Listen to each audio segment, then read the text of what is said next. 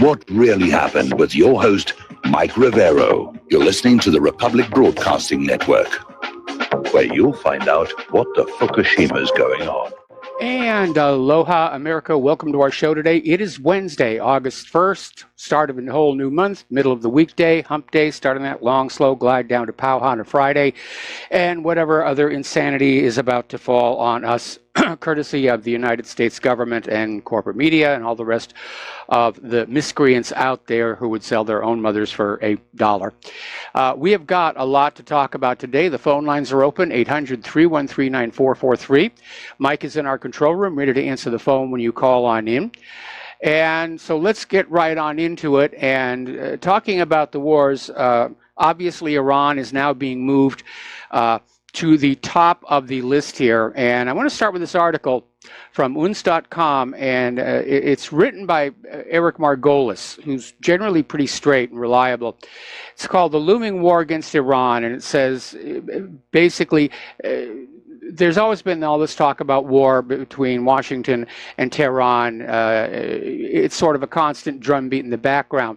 But it's clearly escalating now and seems to be driven by all these pro-Israel neocons who want the U.S. military to crush Iran as it did Iraq in order to remove it as a threat or a political rival to Israel. And, of course, if Iran was smashed the way Iraq was, that would leave Israel with pretty much unfettered control of the Mideast and its oil unless Russia or Turkey intervene against Israel, which is unlikely. Now, this next part, I'm not sure if Eric got played or if it's a troubling statement.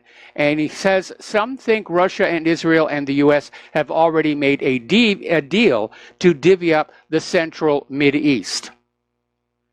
Now, the Pentagon has planned a high-intensity air war against Iran that Israel and the Saudis might very well join in. It's calling for over 2,300 airstrikes against Iranian strategic targets, airfields, arms and petroleum, oil and lubricant depot, telecommunications nodes, radar, factories, military headquarters, ports. In other words, it's going to just smash the place like they did in the opening days of the Second Iraq War.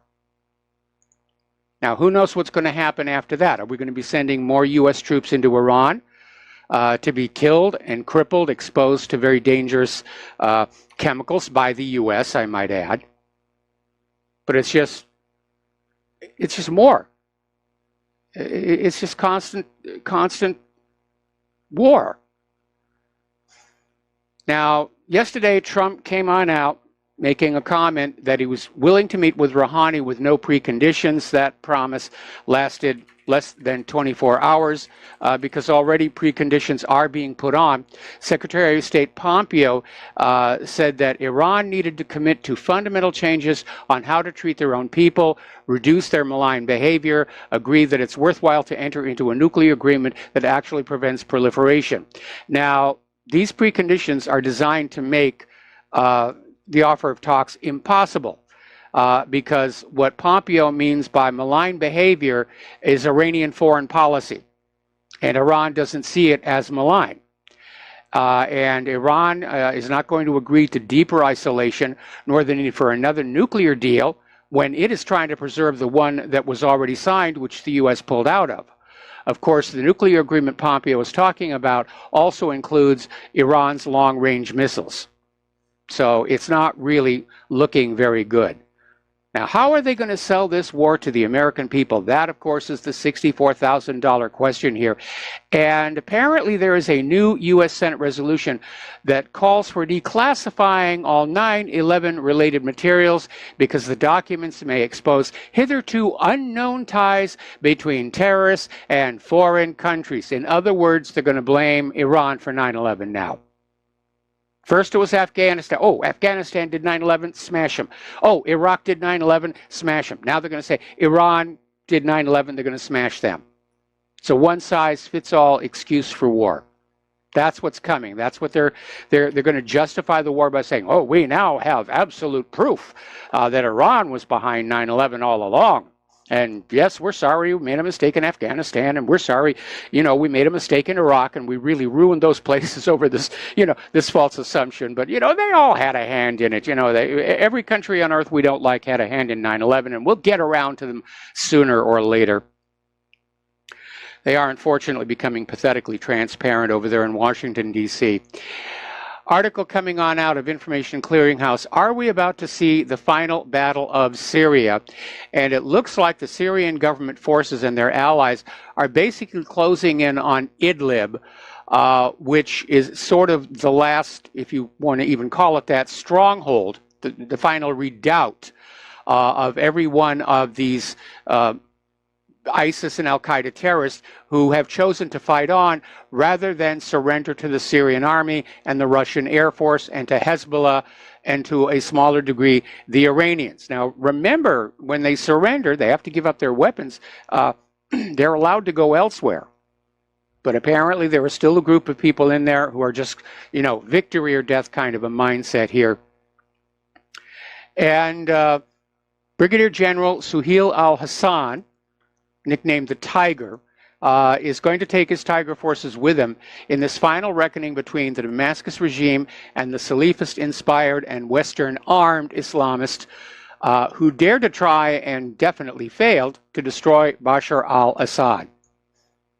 So, now, as part of cleaning out all these Islamist bases, jihadi bases, whatever, they're finding a lot of stuff. We've been reporting on how they're finding weapons made in the U.S., weapons made in Great Britain, weapons made in Israel. But apparently they found a scrapbook for the white helmets.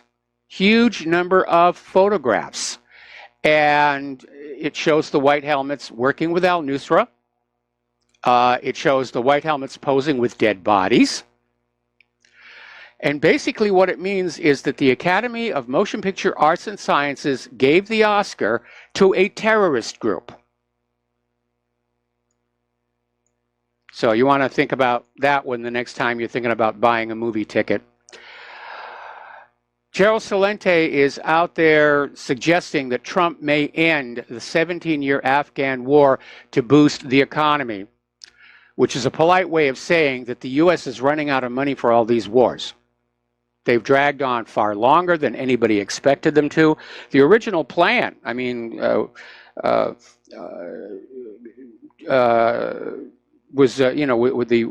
was leaked back in, I think it was 2005 by General Wesley Clark. And it was supposed to be, we're going to take 3 years in this country, then we're going to take 3 years in this country, then we're going to take 3 years in this country. It didn't work out that way. We're still in Afghanistan. We're still garrisoning Iraq, even though the Iraq government wants us out of there. We're still mired in Libya. We're caught up, co-conspirators, if you will, in Yemen. And we're losing in Syria.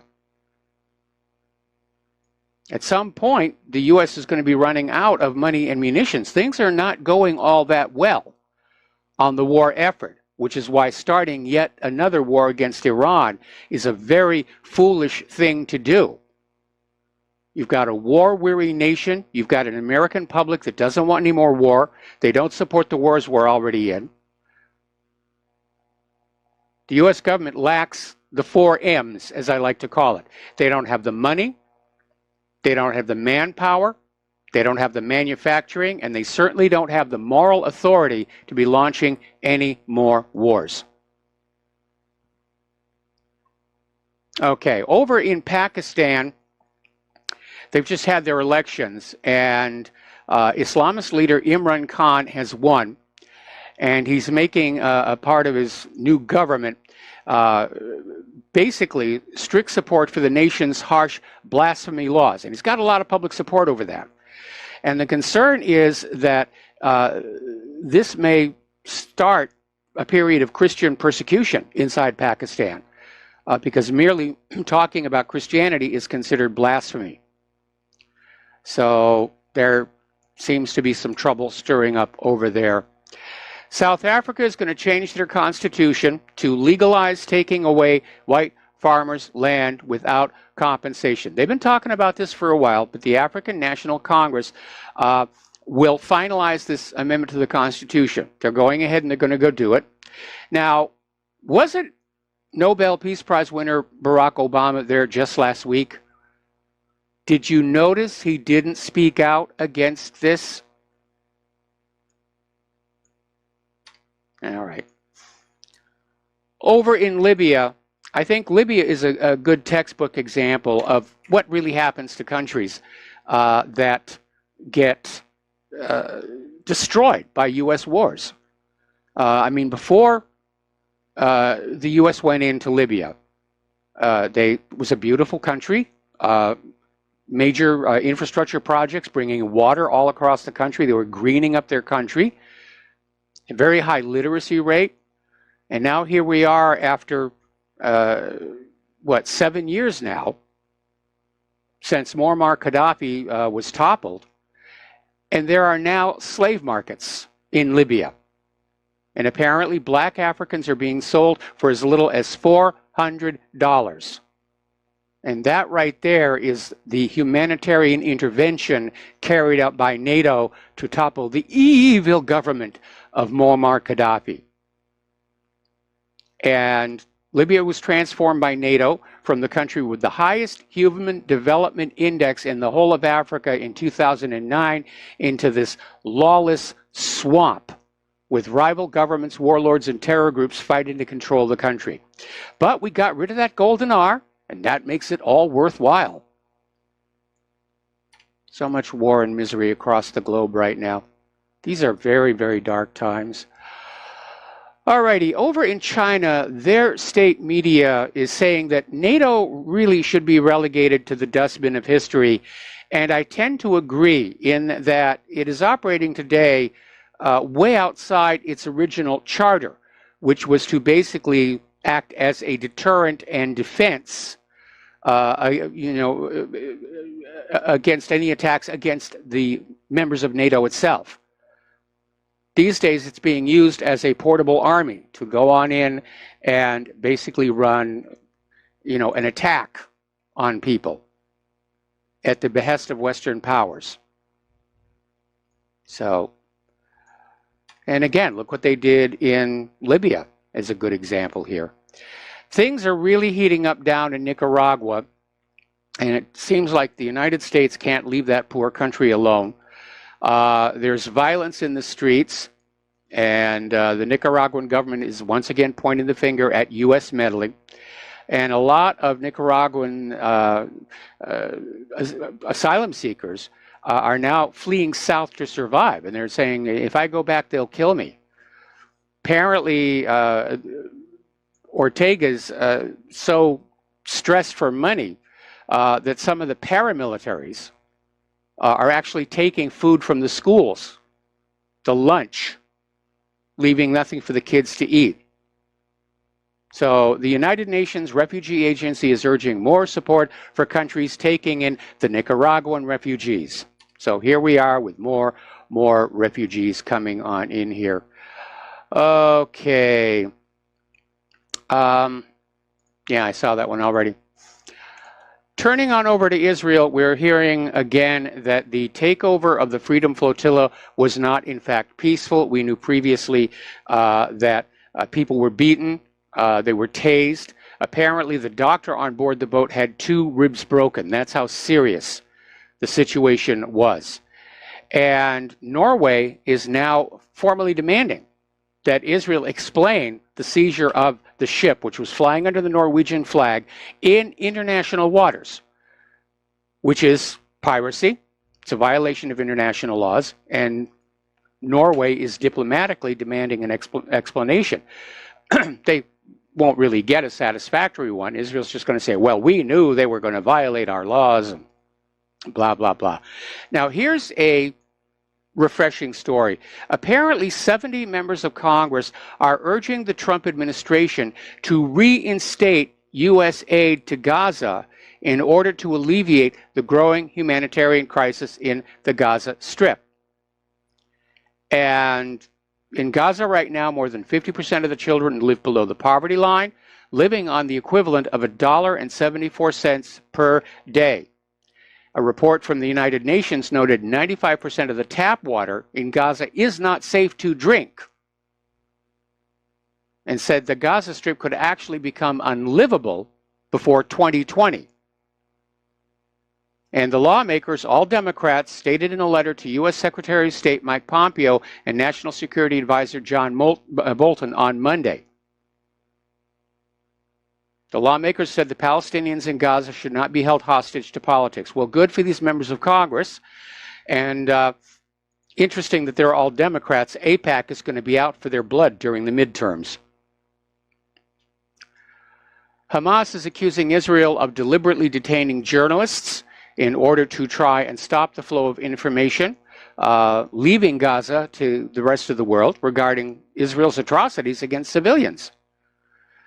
And basically they said the retention of the Israeli policy of detaining journalists is proof the occupation is afraid of the free journalists who report the sufferings of the Palestinians. Well, of course they are.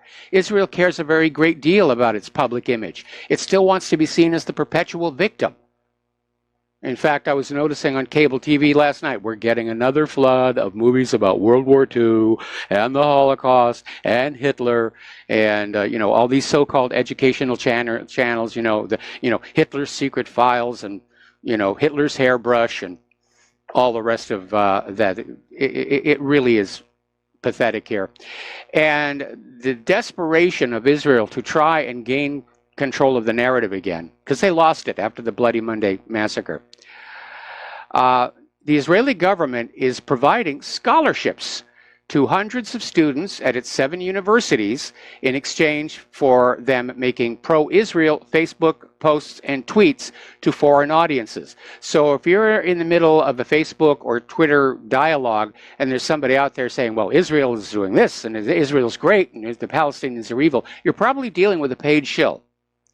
And I'm sure these students are very happy. It means they don't have to go work at the fast food restaurants to pay for their college bills here. But this program is being run directly out of Benjamin Netanyahu's office.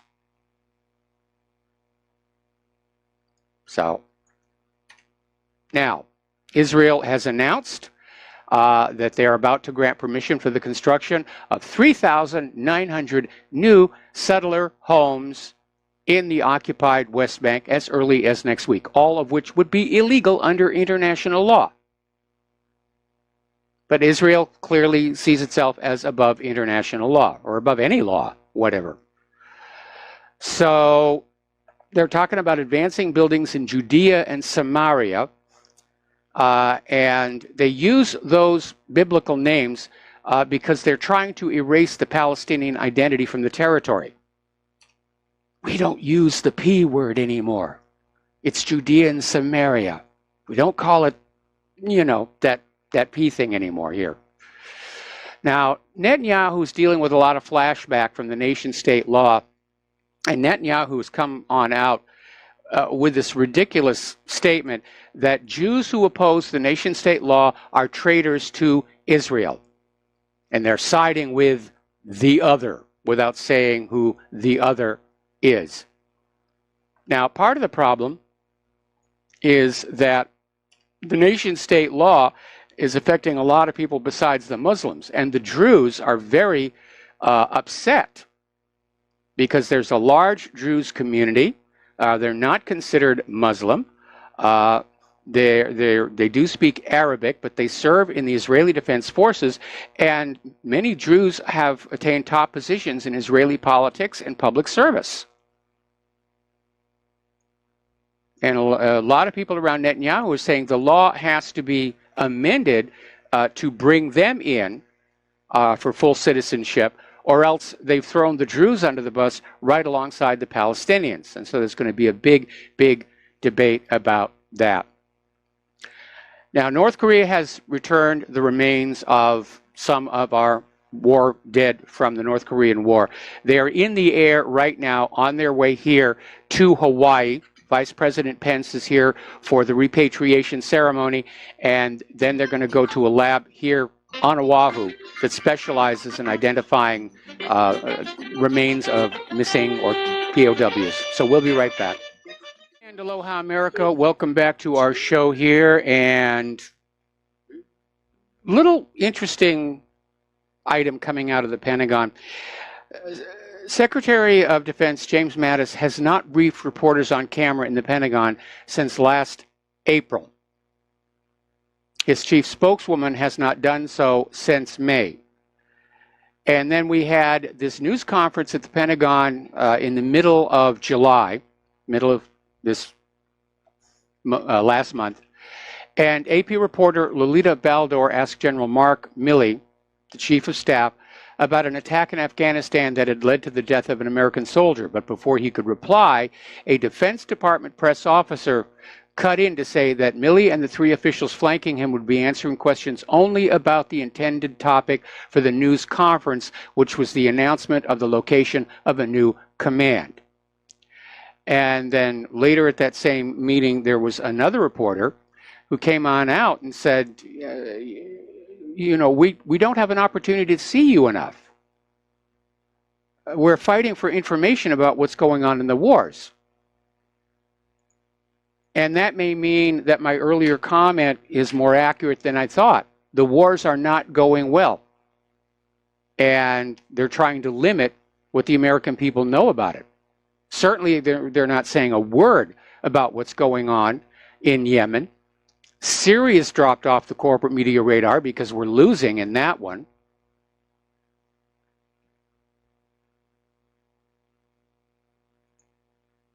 Bad time to start a new war. It really is. Apparently, the U.S. Air Force test-fired a Minuteman III ICBM, and they had to basically self-destruct it when it developed what is being described simply as an anomaly without going into detail. It's a $7 million missile, and it was launched from California, high over the Pacific, and they're assuring us that the debris from the destroyed missile didn't hit anybody on the way down. So turning to the domestic politics here, there's been an interesting development. Apparently Joe Biden, the former vice president, is emerging as the 2020 Democrat front runner. And all I can say is, thank goodness it's not Hillary Clinton. Of course, she hasn't actually declared yet. But they're saying that it's looking like Joe Biden can pull the most support from within the party. And it's interesting because a lot of people are very uncomfortable about some of the creepy videos. But again, the Democrats are thinking that Joe Biden could make Donald Trump a single-term president. And the way Trump is going could very well be. Now, Donald Trump went on another Twitter storm and basically came on out saying to Attorney General Jeff Sessions, it's time to stop the Mueller probe right now. And the tweet said, Attorney General Jeff Sessions should stop the rigged witch hunt right now. Bob Mueller is totally conflicted, and his 17 angry Democrats that are doing his dirty work are a disgrace to the USA. And I agree with all of that. What's going to happen is the Democrats are trying to drag out this investigation, nudge, nudge, wink, wink, say no more, for another 3 months so they can campaign on the issue for the midterms. Now, if I were Trump, I would fire Sessions right now and replace him with someone like Larry Klayman, who's going to get some real, who's going to recuse himself from what was of cover-ups. He's the person that the FBI calls when they need to cover something up. And that includes his participation in the 1988 bombing of Pan Am Flight 103, the investigation into the terrorist financing of the Bank of Credit and Commerce International, BCCI, the FBI investigations into the crimes of September 11th. And here's where it gets really interesting. As a U.S. attorney in Boston during the mid-1980s, Robert Mueller helped falsely convict 4 men for murders they didn't commit in order to protect a powerful FBI informant, the mobster James Whitey Bulger, whose name I'm sure you have heard. They've even made a movie about him now. It was a huge, huge scandal. Robert Mueller put innocent men in prison for murder to protect an FBI informant. And that's good reason for Donald Trump to want him out of there. Now, apparently, not too long ago, back when James Comey was head of the FBI, there was a Iraq War veteran who trained to become an FBI agent, Omar Montoya. And we're going to tell you his story when we come back from these words from our sponsors. And aloha, America, welcome back to the show. So we're talking about this Iraq War veteran named Omar Montoya, came back from the war, became an FBI agent, and apparently saw rampant corruption inside the FBI. So he did the right thing. See something, say something. And he wrote a letter to FBI Director James Comey detailing the corruption within the Bureau. And Comey quickly took action to ruin Montoya. And I've sort of been through that experience myself back in the Vince Foster days. Comey moved to crush Montoya, even at one point trying to have him indicted as a threat to the FBI, according to well-placed FBI sources. It really is all corrupt. There's no redeeming qualities anywhere in the federal government. And as I pointed out yesterday, it's reached the point where it's become non-functional. We're at the start of the collapse. You know, collapses don't happen overnight. It can take a while, but I think this is the start of the collapse right here and right now. Now, Paul Manafort, as you know, has gone to court, and they're calling as the first witness for the defense Rod Rosenstein. And this is a very, very smart move for them to do, because Rod Rosenstein investigated Manafort 8 years ago on the same alleged charges and didn't press charges, didn't prosecute. So they're going to say, why didn't you do this? And then Rosenstein will come up with something, and they'll turn around and say, well, that still applies today. You know, why the change? And then they'll make an argument that they're dealing with politically motivated selective prosecution, which is exactly what they're doing. Now, Tom Steyer is a billionaire. He's left-wing, and he's out for Trump. And he's got two organizations, Next Gen America and Need to Impeach. And they have 1,000 employees, 2,000 volunteers, and a budget of $110 million to basically spend on the cause, leading to impeachment. The Democrats are just betting the farm they're going to get control of the House of Representatives and they can impeach Trump. Well, there's a small little wrinkle with that. You can't impeach somebody just because you don't like them. There has to be a high crime and misdemeanor, and so far, they've got nothing. Yeah, Trump strayed around on his marriage. Half of married people do. That's the reality. And I'm not making excuses for him. I think it's deplorable behavior. But it's not a threat to the nation. It's not a high crime or a misdemeanor. But they're definitely ramping up the guns. They want him out. They don't want to wait till 2020. All right, we're going to go ahead and take a phone call. Dustin in New Jersey. And Dustin, I'm sorry I let you sit in the queue. I missed it on the little screen here from the control room. What's on your mind? That's all we have left was Trump and Hillary, Mike. You know, we're at the bottom of the barrel. He's all we got. You know, unfortunately, I voted for him, but I wouldn't. I don't know. I just don't know about him anymore. He's wishy-washy. He's been compromised by the deep state. There's no question about that.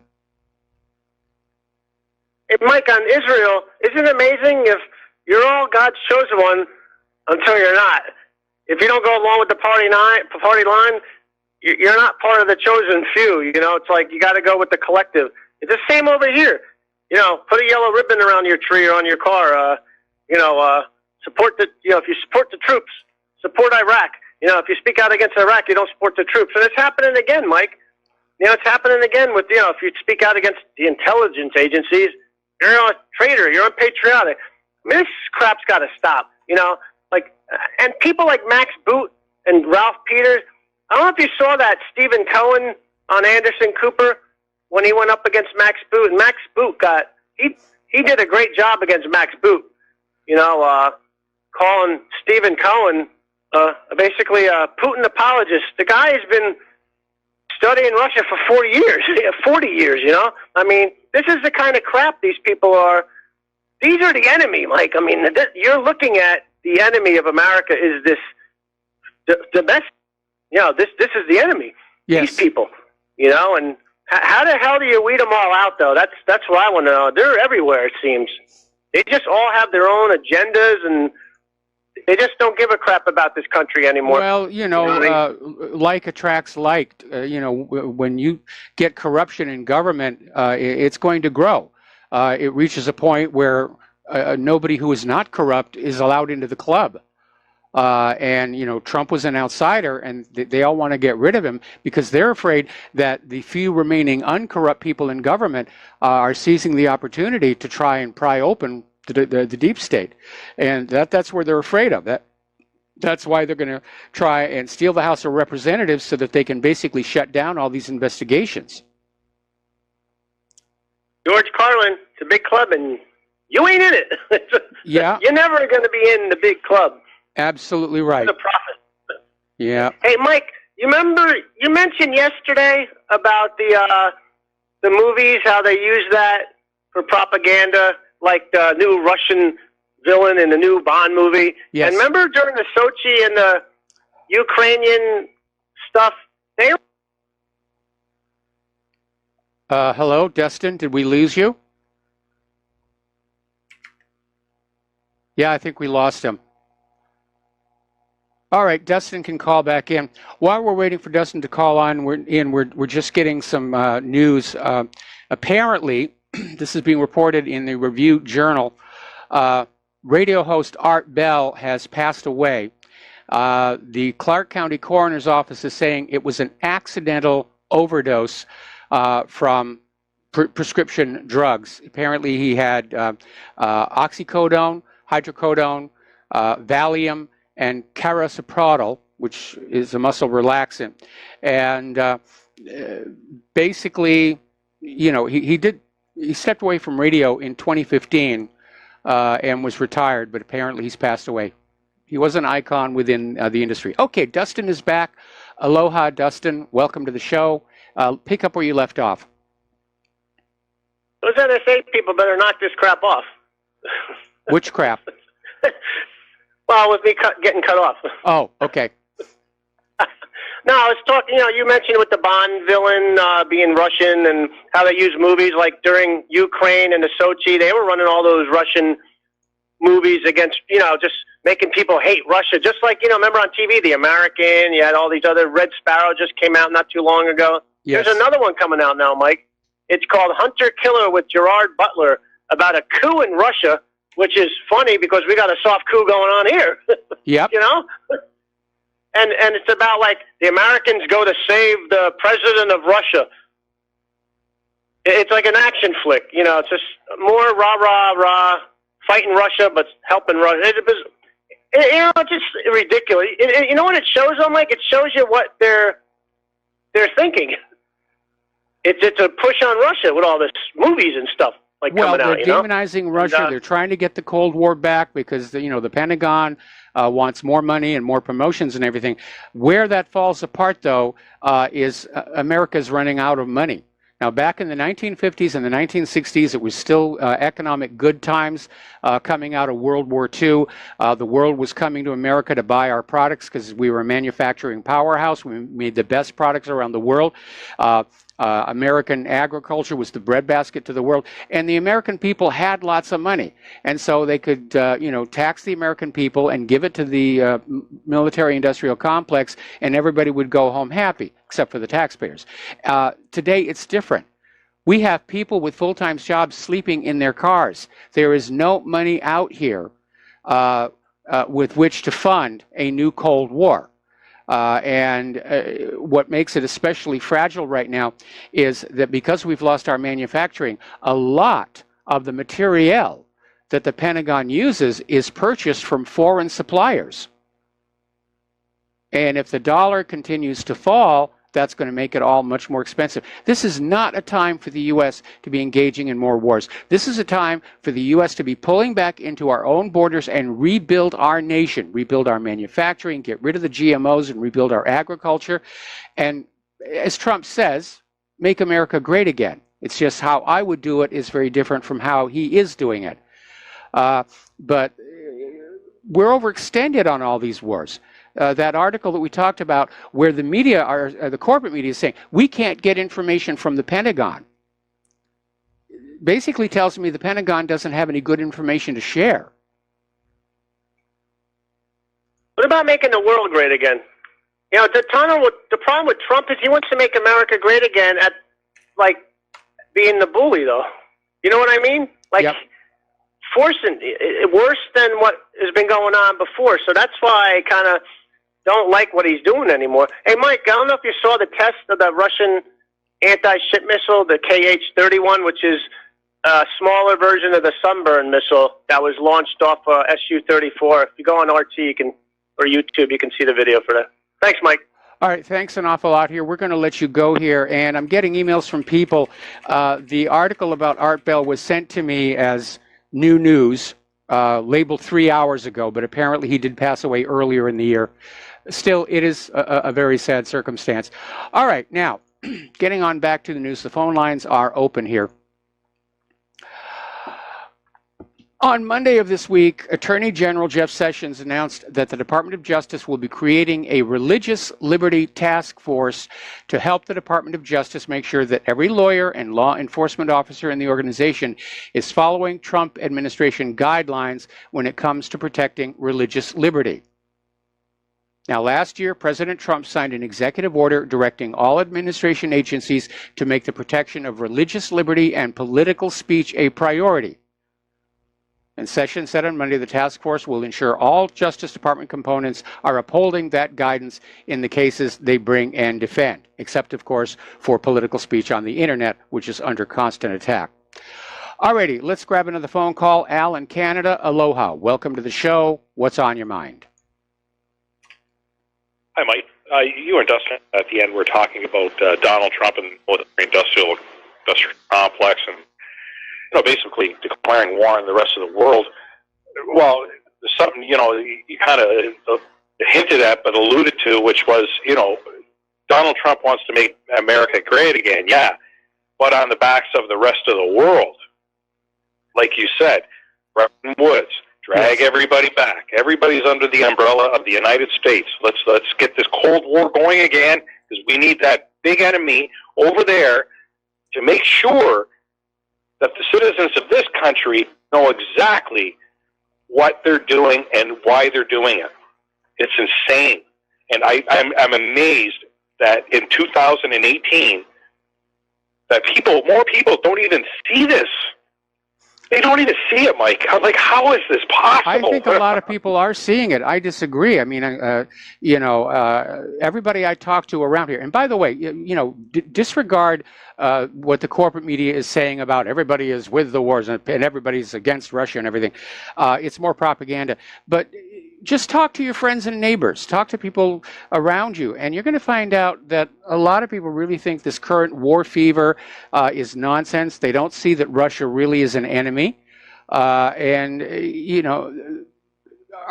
saving grace, if you will, is that the powers that be are trying to replay the 1950s and 1960s using the tactics and propaganda that worked back then. But it's a very different world here in 2018.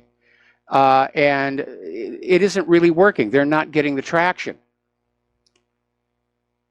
No, and they never will. And and like Dustin said, Hollywood's right there.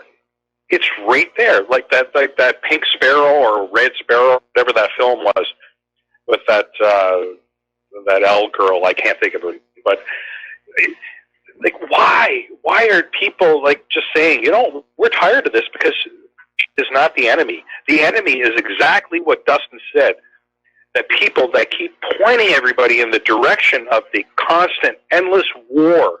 Yep. I mean, how much money is enough, Mike? Well, it's, roughly $1 trillion a year altogether. Same people have been divvying that stuff up for a long, long time, and they've grown fat and filthy rich and even more powerful than they were 60 or 70 years ago. It's the same group of people. It's the banks, it's the bankers, and it's the owners of those people, of those corporations that are destroying humanity. And they want it all. Let's not forget the defense contractors. I mean, they're ready. Eisenhower warned us. Eisenhower warned us in his farewell address that we needed to be on guard against this happening. Orwell wrote that book as a warning for the rest of us. Yes. Unfortunately, you know, you said it, a lot of people have others said it. Now it's used as a blueprint, national guide on how to do things. You know, there are employees, Mike. These people are employees. They work for us. When will people realize that? Yep. We're the ones that are in power, not them. The government's not in power. We're in power. We just give them a little rope, and you know what? They're hanging themselves, but it's not quick enough.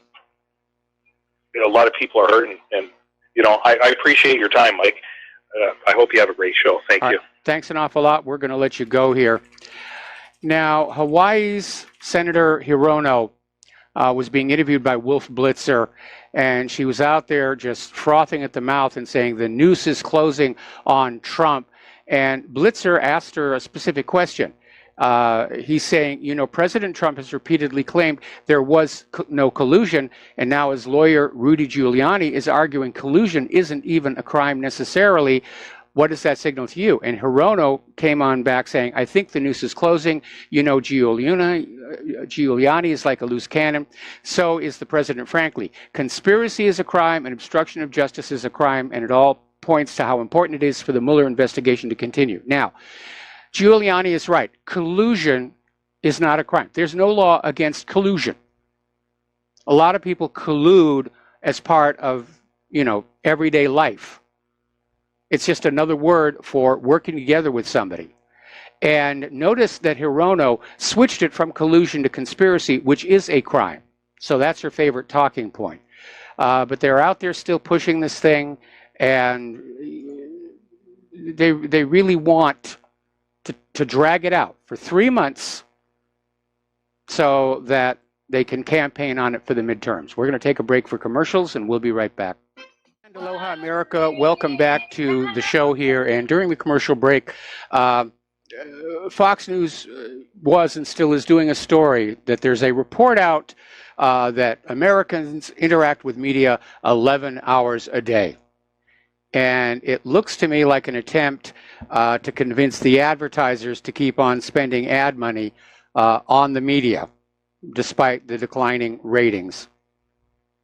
Because I find that number a little high for ordinary Americans. Obviously, Claire and I interact with media, you know, for a lot in order to build the website and do the radio show. I don't think most people really do spend that much time with the media here. Getting on back to our domestic politics here, the billionaire Koch brothers are threatening to support Democrats who are pushing open borders and free trade. And apparently officials with the Cox network of organizations said they would gladly put funding in the pockets of Democrats for the midterms as long as they support aspects of their agenda, which of course includes promoting mass immigration and job-killing free trade deals. And apparently one of the organizations is Americans for Prosperity, and their CEO, Emily Seidel, told donors, I know this is uncomfortable. If you are a Democrat and stand up to Elizabeth Warren to corral enough votes for financial reform that breaks barriers for community banks and families, you're darn right, we will work with you. So they're out there pushing that globalist open borders agenda again here.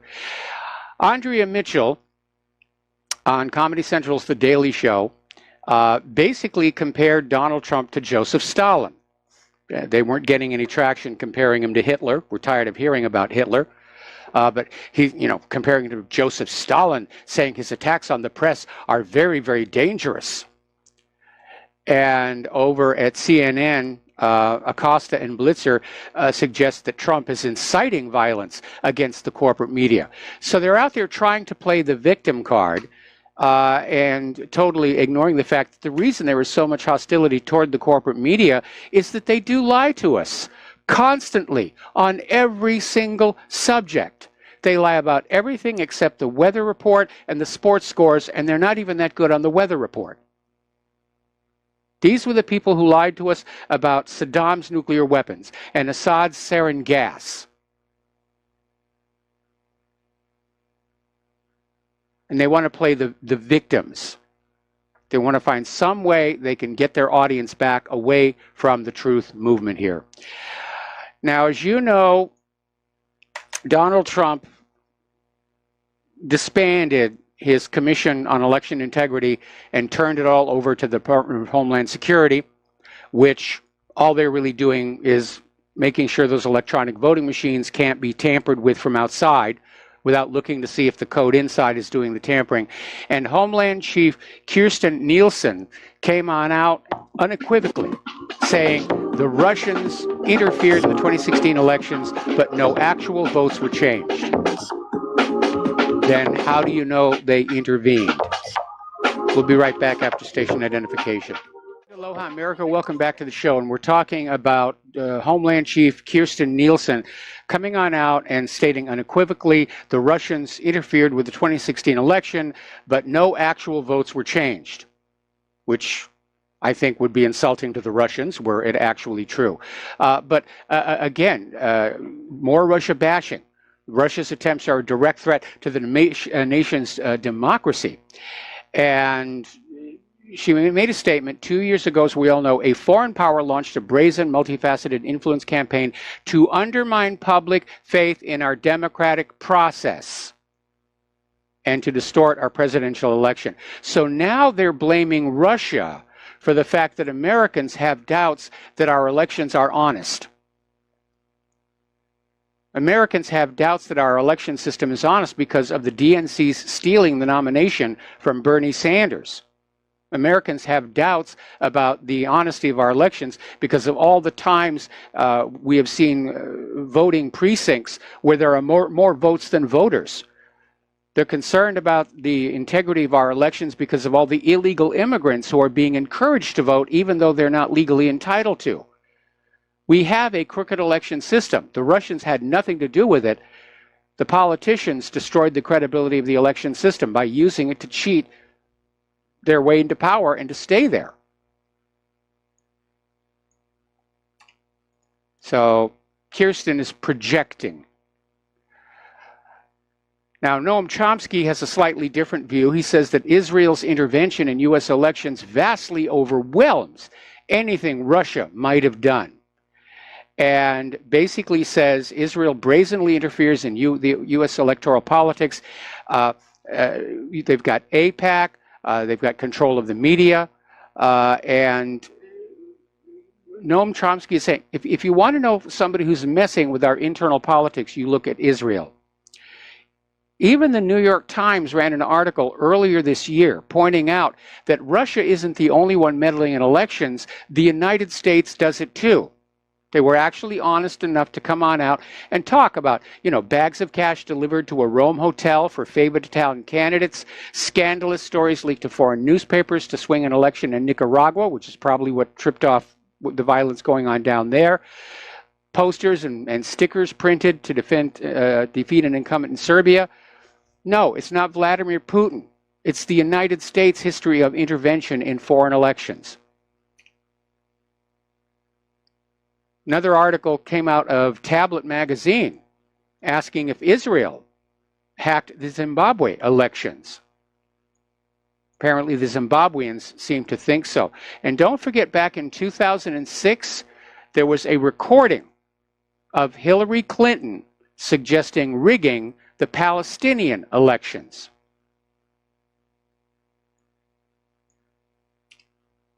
So, yeah. That's the reality of what's going on out there. Elections are rigged, and our election system is designed to facilitate and conceal election rigging. And we need an election system that makes rigging very hard to do and very easy to discover, which is why I wrote that article that's on my page underneath my face here. Now, as we've mentioned before, members of Congress get their medications delivered to them right in the Capitol building.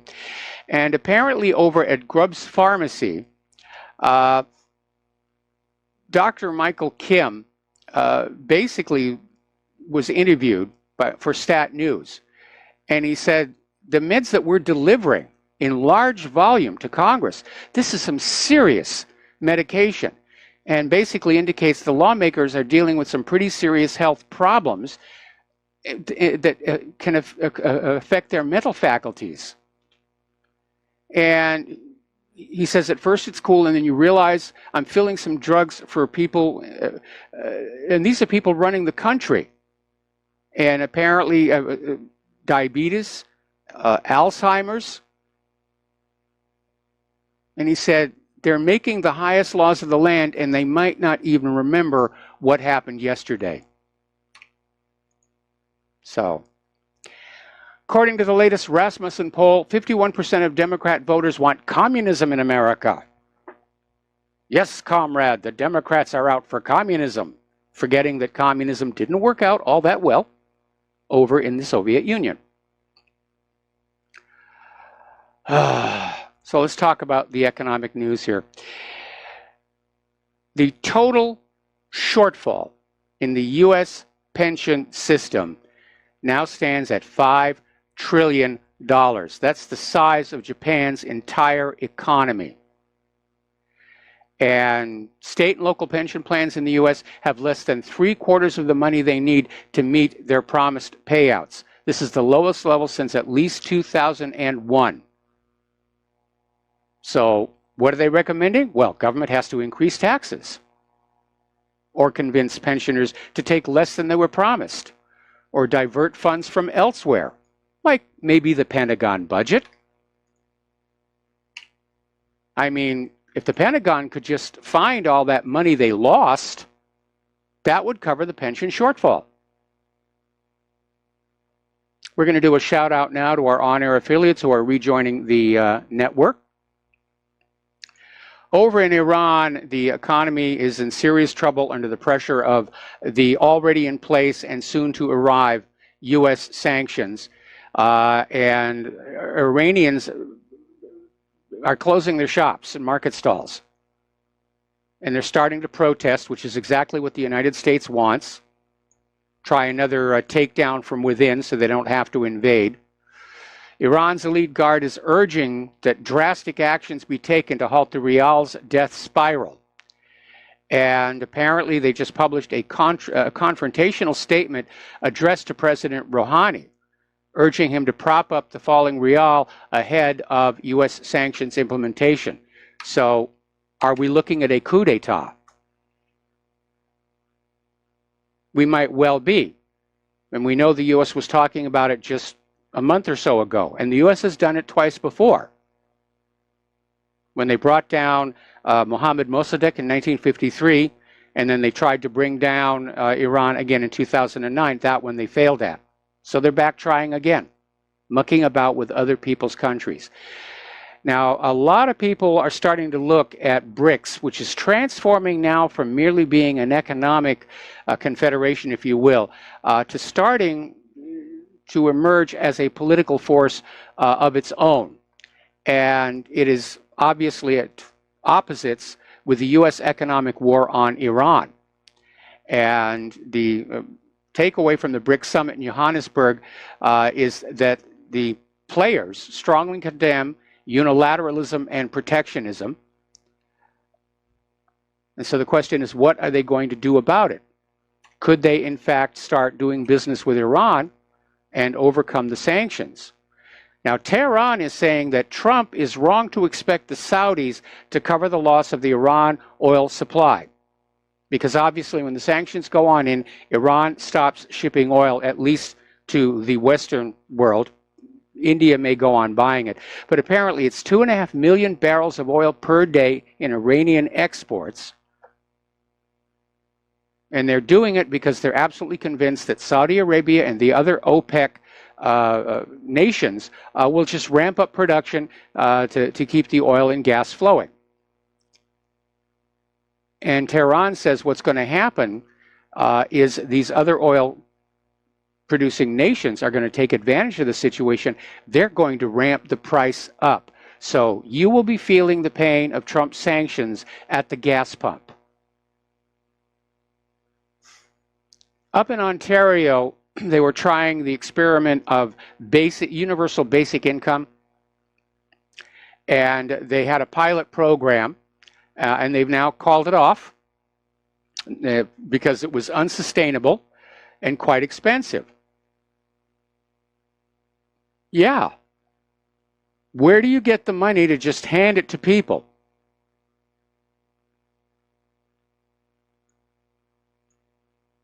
So, needless to say, it was a liberal government that put in that program. A stepping stone to communism, which, again, according to Rasmussen, that's what 51% of Democrats in this country want. They want communism. Article coming on out of Investment Watch blog, the number of Americans living in their vehicles is literally exploding as the middle class continues to disappear. This has become a major problem, and it's an embarrassment to a nation that is trying to portray itself to the world as a modern, advanced, industrialized nation with a healthy economy, to see people living in their cars, people with full-time jobs living in their cars, people who work for Amazon and Google and still can't afford rent.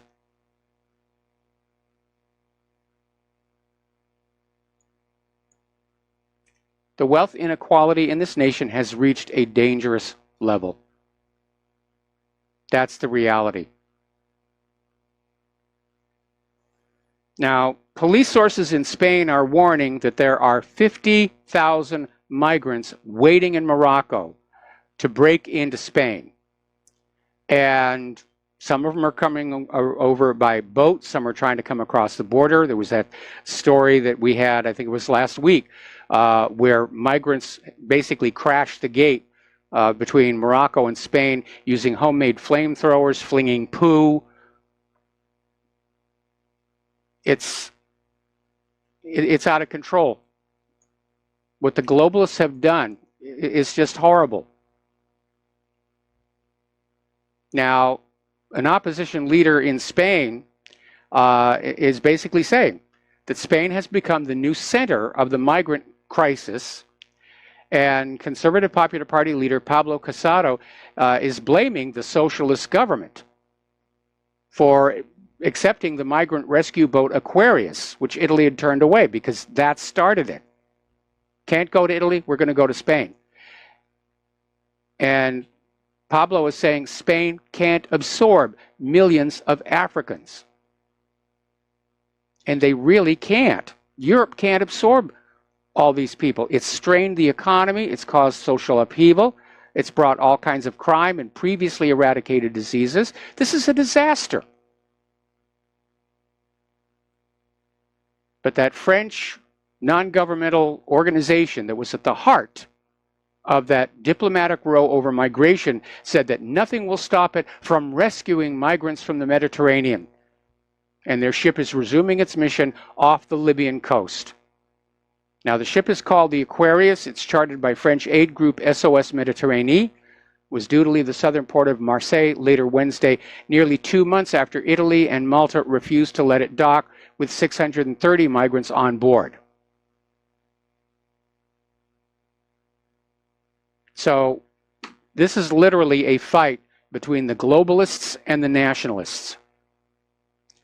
Right now, up in Germany, 1 out of every 4 German residents now has a migrant background. This is a record high. And apparently in Germany, a cleaning lady received a fine of 1,650 euros for criticizing the country's asylum policy on Facebook. So there's a clue right now that the New World Order, among other things, will not respect freedom of speech. You're not allowed to criticize the New World Order. You're not allowed to criticize the refugee policy. You will be fined. You'll be punished. Dissent is now criminalized in Germany. Sig Heil, Sig Heil, Sig Heil, Sig Heil. Over in Calais, migrants smash through a car window and attack a woman with makeshift wooden weapons. And apparently these two women were driving through Calais, and they ran into a mob of asylum seekers who attacked the car, smashed through the car window, and attacked them with sticks. Now, 5 or 6 of the migrants, who were heavily intoxicated from alcohol, which means they're not really devout Muslims, had reportedly been stumbling around the area insulting locals. I guess this is what they mean by cultural diversity here. Now, the Cato Institute, which is a think tank partially funded by the Koch brothers, is now saying it's time for the U.S. to have open borders. And they're advocating for full open borders to the United States of America in an op-ed for USA Today. It says the U.S. has nothing to fear and much to gain from open borders. And Americans should forget about putting a wall along the U.S.-Mexican border to stop illegal immigration. Then proceeds to make a huge number of completely bogus claims about how illegal immigrants aren't contributing to the rise in crime, about how illegal immigrants are contributing to our society. They're really pushing this agenda as hard as they can.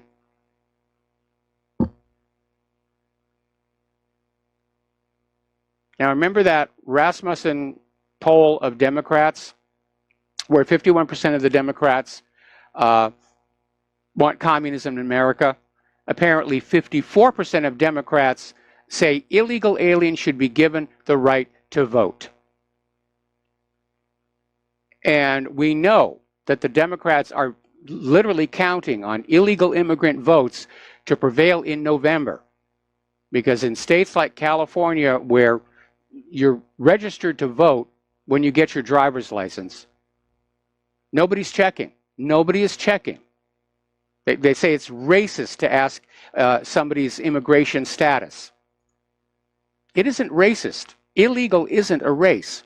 Right now, there are estimated 12 million illegal aliens residing in the United States. And the Democrats want them to be able to vote. Well, who are they going to vote for? Well, they're going to vote for the Democrats. The Democrats are our friends. The Democrats open up the borders. The Democrats are taking stuff away from the Americans and they're giving it to us. Bread and circuses time.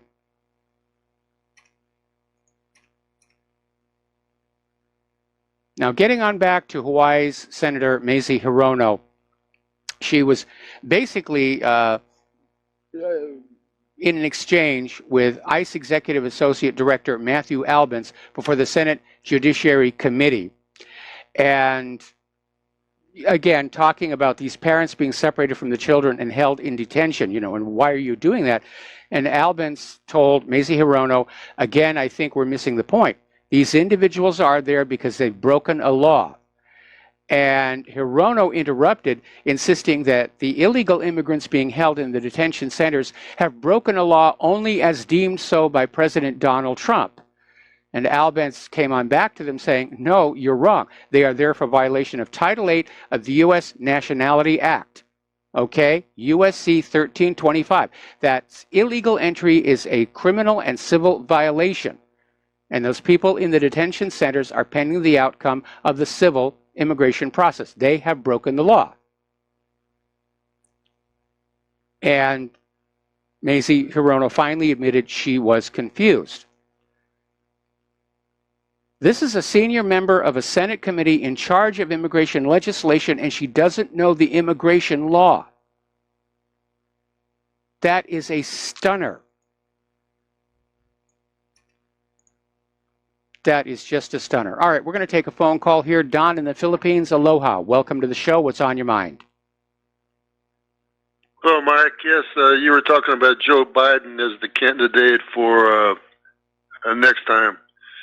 One thing about Biden, he's a good debater. I remember when he debated against Paul Ryan and he killed him. Yep. So Hillary is not a good. She's horrible at everything, basically. All she is calling in favors and identity, and she can take a picture of herself and she can stand there and hug a black man and say whatever that's supposed to say to everybody. I don't know, but Hillary Clinton, I don't.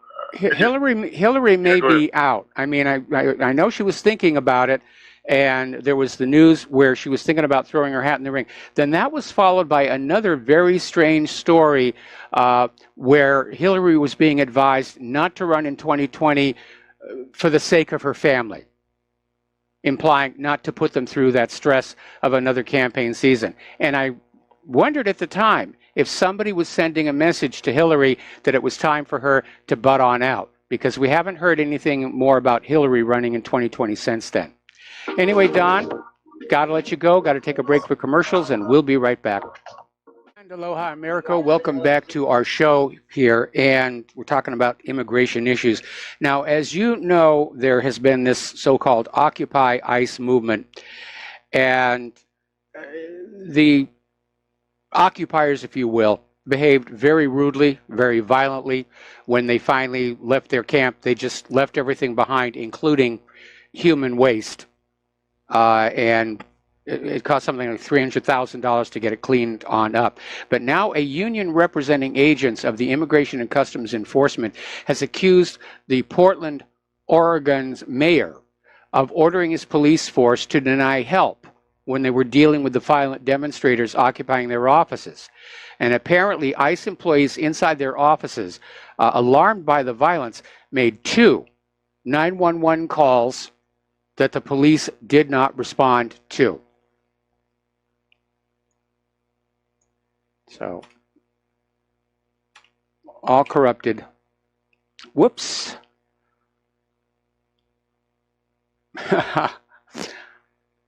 My talking points just went away. Oh, there they are. Okay. Over in France, as you know, Macron is dealing with a population that is also very upset with open borders. And they've seized as a handle, if you will, this scandal involving Macron's former security aide, Alexander Benalla, who's under formal investigation for violent acts and interfering in the work of public services. There are also rumors floating around that Macron and Benalla were lovers. And there was talk about having a no-confidence motion, but the lower house in France has now rejected that. But this is going to haunt Macron for as long as he's in his office. Okay, over in Denver, a little bit of a tragedy. There was this gentleman, Richard Gary Black. He's 73 years old, Vietnam veteran. And about 1 in the morning, there were intruders that came into the home, one of whom threatened his grandson. And so this Richard Black, who's a decorated veteran, shot the intruder. Now, at that point, the police came on in, and seeing Black holding a gun, shot and killed him. It's very dicey calling the police. They don't check their targets. I mean, where is the drop your gun or I'll shoot? That didn't happen. They came on in, they saw the gun, they pulled the trigger. Now, today was supposed to be the first day you could download the data files for 3D gun printing, but it's back on hold again. A federal judge in Seattle has granted a temporary restraining order, and so DefCAD has now basically had to pull all those files, which I don't think is really going to change anything. The files are already out there on the internet somewhere. I'm sure they're being traded on the dark web for people who are into such things. But again, this is a violation not just of the First Amendment regarding the data files themselves, but our Second Amendment, our right to keep and bear arms, even if we make them ourselves. And I understand where the gun grabbers are coming from. They're afraid. They understand the American people have just about reached the limit of their patience. Now, over in Great Britain, Tommy Robinson has been released from 2 months of solitary confinement. He looked terrible. He suffered greatly in there. He's the founder of the English Defense League, and apparently the court quashed his conviction for contempt of court. They're going to order a new trial, but apparently the court was looking at the matter and said there were some procedural flaws. The conviction is quashed, and he's been released. So a little bit of a victory there. Meanwhile, over at the Ecuadorian embassy, there's talk that Assange may be leaving the Ecuadorian embassy very soon, and the issue appears to be his deteriorating health. Apparently, he has not been doing very well. They need to take him to a hospital. Ecuador is still trying to make sure that he's not going to be maltreated after that. Now that charge against him, that sexual assault charge, was dropped, turned out to be made on up. But the U.S. wants Assange. He embarrassed them tremendously. Britain is an ally. Now, supposedly, according to that World Court that we quoted the other day, countries that grant asylum in their embassies are obligated to provide a safe passage out of the embassy for the people who are the asylees, or the people being given asylum. Otherwise, what's the point? As soon as they step outside, they're grabbed. So we'll see what happens with that. Anyway, we're going to take another break for commercials. We've got a caller waiting on the line. We'll be right back. Aloha, America. Welcome back to our program. We're going to take a phone call from Tony in Puerto Rico. Tony, aloha. Welcome to the show. What's on your mind? Aloha, Mike. Listen, I don't want to put you on the pressure cooker, or I know you're not Aristotle, but do you believe there's life in the universe similar to ours or more advanced? If they are more advanced, why haven't we, or they contacted us? I'm absolutely convinced there's life elsewhere in the universe. I know for a fact that there is on Mars. I think we may be beneath their notice, because civilizations tend to evolve right alongside their technology, and assuming that there is a way around the speed of light barrier, they may just whiz on by and find us uninteresting. When you drive down the freeway in your car, do you stop and visit every single anthill? I mean, that's the kind of a gulf that we're talking about between a spacefaring race and our current level of civilization. Now, the other issue is that it may turn out that the speed of light is unbreakable, and the theories of warp drives and wormholes and all the rest of it are just pleasant science fiction, in which case the only way we're going to know those other civilizations are out there is to eavesdrop on their equivalent of radio and TV broadcasting, which is a big part of what China built that fast radio telescope to do. So that may work.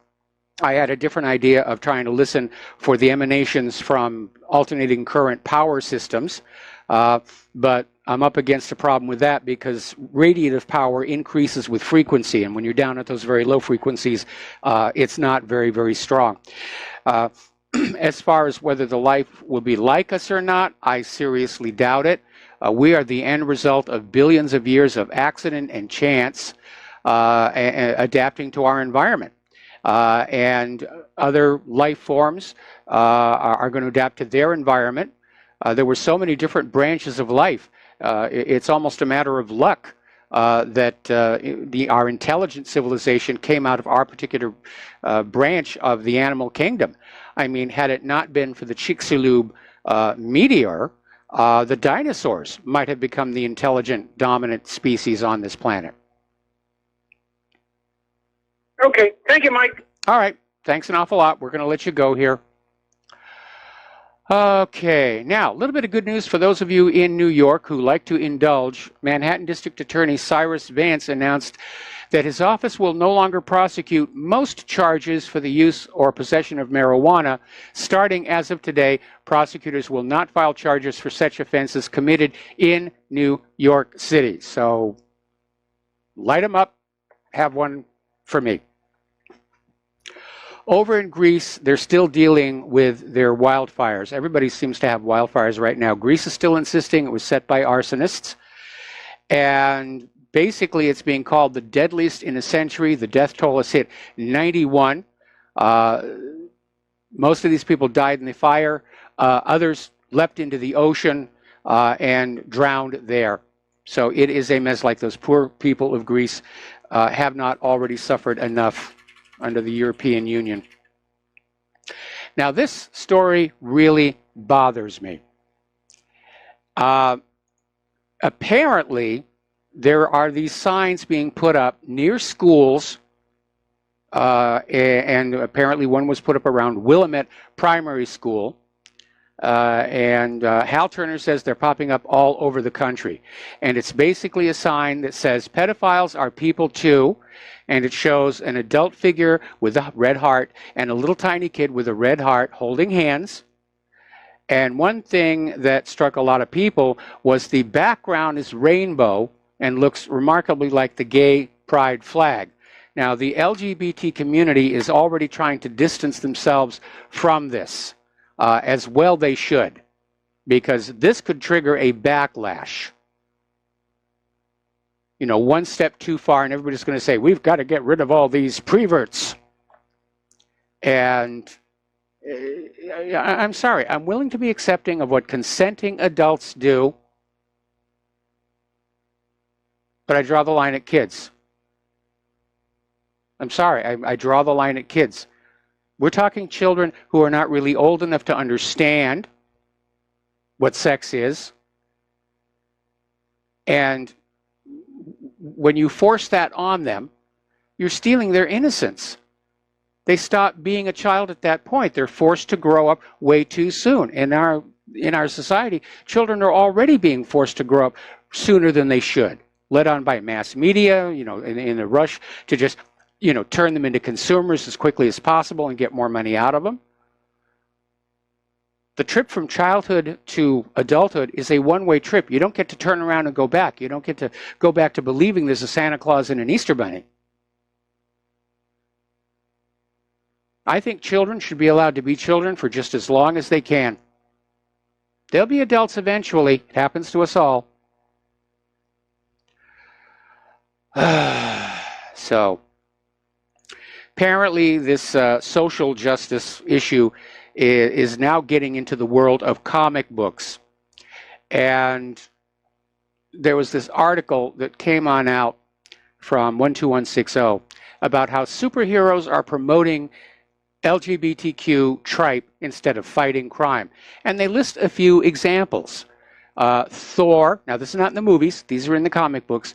Thor was briefly reborn as his former girlfriend, Jane Foster. But that provoked a huge reader backlash, and so he was switched back. Meanwhile, Thor's brother, Loki, the god of mischief, is sometimes depicted as a woman with bisexual tendencies, which is a betrayal of the character's mythology. He was a manly man in the Norse mythology here. In the Gotham City Sirens, the supervillains Poison Ivy, Harley Quinn, and Catwoman are also being portrayed today as bisexual, expressing romantic feelings toward each other despite their famous heterosexual relations with Batman and the Joker. Now, Batwoman, not Batgirl, is a lesbian in an open relationship with Gotham City cop Renee Montoya. Now, this basically is setting the stage for the Supergirl program, which is going to introduce the transgender superhero Dreamer. This is coming out in the fall. And it's all causing readership to drop with all this social experimentation with characters that they've grown up knowing to be a certain way. And this gets me to Doctor Who. Because, as you know, this fall, we're going to have the first female Doctor Who. Now, I don't have a problem with it. Claire doesn't have a problem with it. But I am predicting there will be a Whovian backlash to some extent. And I notice BBC is advertising this like crazy. They're trying to sell the idea, get everybody used to the idea. But I think there's going to be a backlash. There'll be an audience drop. And by the way, because I had absolutely nothing else to watch on TV the other day, I finally got to see the feminized Ghostbusters. You know, the remake with the all-girl cast. It was terrible. It was absolutely terrible. It seems like, you know, they didn't really have a script.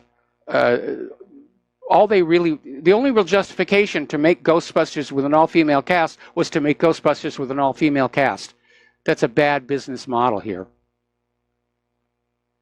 Now, if they'd made the original one with an all-female cast, it still would have been a huge success because that was a well-made movie. It had a good script.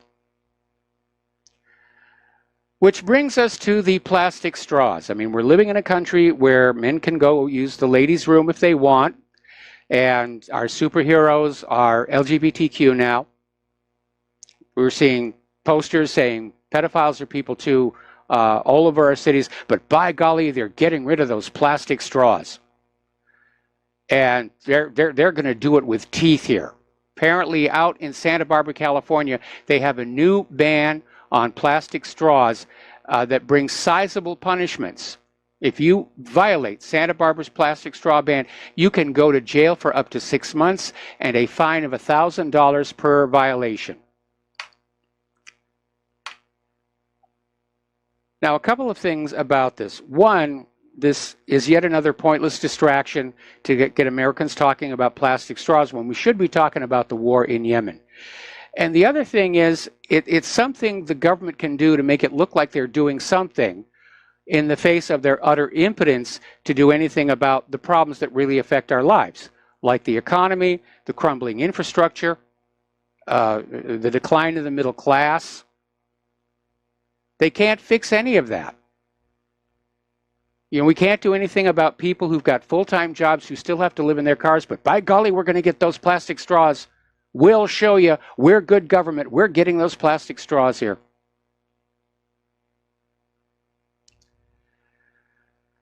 Okay, over at Microsoft, and by the way, I could use a few phone calls because in the absence of a lot of phone calls, I'm getting to the end of my talking points here. Microsoft, and we knew this was coming, Microsoft is launching a paid monthly subscription service to keep users' Windows 10 machines running as they should. No more free automatic updates. You're going to pay for the operating system. You're going to subscribe to the operating system month to month to month. This is similar to the launch of Office 365, which replaced the one-time purchase of Microsoft Word with a rolling monthly subscription. I am absolutely opposed to this business model. It's obviously being done for no other reason than to make Microsoft more money than it already has, which is considerable. And basically, at a time when our economy is seriously in trouble, that subscription model can actually be the death knell for businesses. And I'll give you an example here. Focusing on what really happened and the radio show, I haven't done any visual effects or animation work for some months now.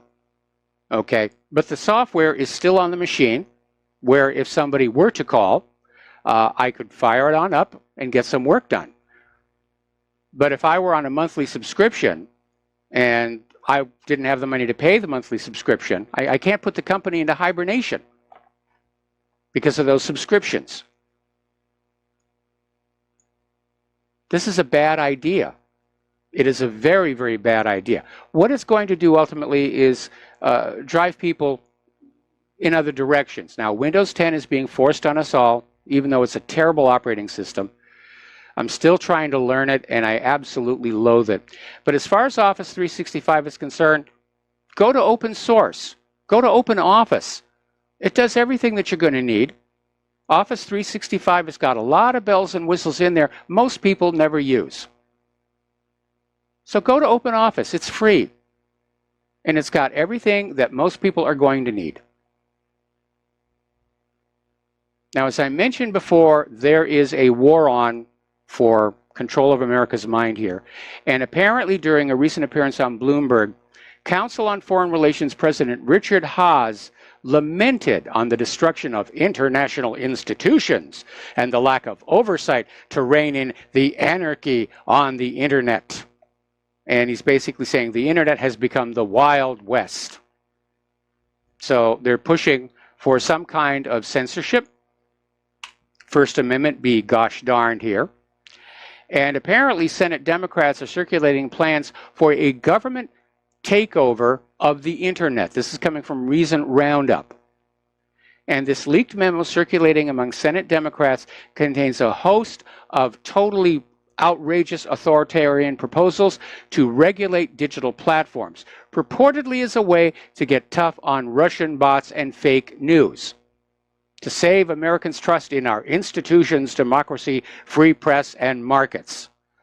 Well, Americans have lost trust in our institutions, democracy, free press, and mistakes and markets because of the behavior of the institutions, the democracy, the free press, and the markets. But they're looking for a scapegoat. They're realizing if they don't impose a monopoly on the propaganda machine on the American people, they're going to lose. The American people are, in fact, waking up. So this is a very alarming development out there. All right, we're going to take a phone call. James in Ohio. Aloha. Welcome to the show. What's on your mind? Hi. I still recall the first gay pride parade that was nationally broadcast on television news. I believe it was on CNN, and I think it was summer of 1986, and I believe it was in San Francisco. But even the reporter on the scene cringed because a lot of the participants were in S&M outfits, lots of leather and chains, and there were a lot of fat old men leading around young boys who were crawling on all fours, leading them on dog leashes and collars. And the fact is, when you find public acceptance of homosexuality, pedophilia will follow. The thing about Russia, I wanted to mention, Harvey Fierstein wrote an article to the New York Times accusing Russia of having anti-gay laws, but a gay lawyer who was fluent in Russian language as well did an analysis of that and found that the only laws that Russia had that would affect that situation were they have laws preventing, let's say it's illegal to present sexual material to children. It doesn't specify hetero or homosexual, which is what they're really all upset about. I think that's a common sense law. I really do. I really do. And yes, I've seen some of the videos of the gay pride parades, and it's like they're out there to intentionally shock and upset people, and that's not a good way to build public support. The one about old men leading around little children on dog chains, that one I find absolutely disgusting. Right. Bill Maher said something on this issue once about, we saw public acceptance of homosexuality in antiquity, in Greek and Roman culture, but the fact is, when you start it, if you read, the historical references, when you read about that, the public acceptance of homosexuality was concomitant with those civilizations' decline. Nowadays, unfortunately, we have endocrine disruptors, and I would say that Western nations have got and Japan probably too, have got a double dose of endocrine disruptors, and that's one big reason that immigration's a problem, because Africa and Arabia and Mexico, I would say most definitely have not got these. And Ahmadinejad said they didn't have homosexuals in Iran. James, okay. I got to put you on hold. Okay. I got to put you on hold. Don't hang up, and we'll be right back after these few words.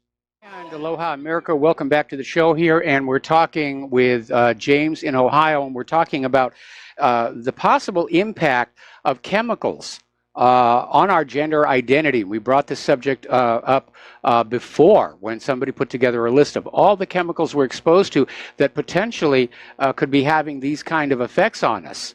Like the omnipresent radiation in the air, the sum total of it should be an area of concern, because it's always increasing. And looking at just all of these different chemicals in our food, in our cleaning products, it's an issue. But again, nobody wants to fund research to look into this as long as it's making money. Yeah, what I was saying before the break, Ahmadinejad said they didn't have gays in Iran in the numbers that they did in the West, and everybody laughed. But if they weren't eating Western diets with plastic bottles and plastic tin can linings with a lot of endocrine disruptors in them, he's most likely right. But you'll see that change if they begin to adopt more Western diet items.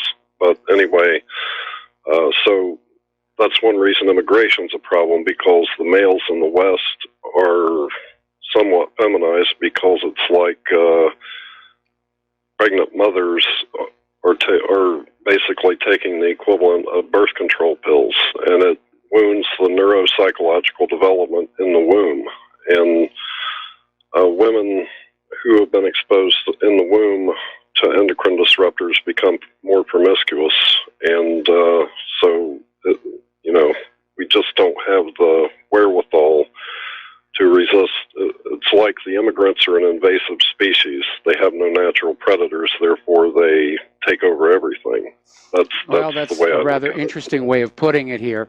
But yeah. It is a real problem. The world is being steered in an absolutely dangerous direction, and I know it's this dream of a one planet, one government, one private central bank, where we're all going to stand around, hug each other, and sing Kumbaya. It's not working out, though. We're leading to a situation where there's already rioting in the streets all across Europe. There's rioting in the streets of America. And it all goes back to a basic failing of the liberal philosophy. The liberals actually believe that they can change human nature just by changing the environment. And you can't. Human nature is what it is. It's the result of a million years of evolution. It comes down to the idea that the people in power, the best way for them to stay in power is to destroy, and to fight them you have to create, and creating takes a lot more time and effort. So, but that's all I have for you. Thanks, and keep up the good work. All right, thanks an awful lot. And we've got another caller waiting on the line, but we're going to wait for that until after station identification, which is going to be coming up real briefly. Apparently over in Texas, the Senate just voted to say no to boys entering the girls' bathroom, showers, and changing rooms at schools across the state. It was a 21-10 vote down along party lines. So here you have the Democrats voting to let boys see your daughters in the showers. Think about that. We'll be back after station identification.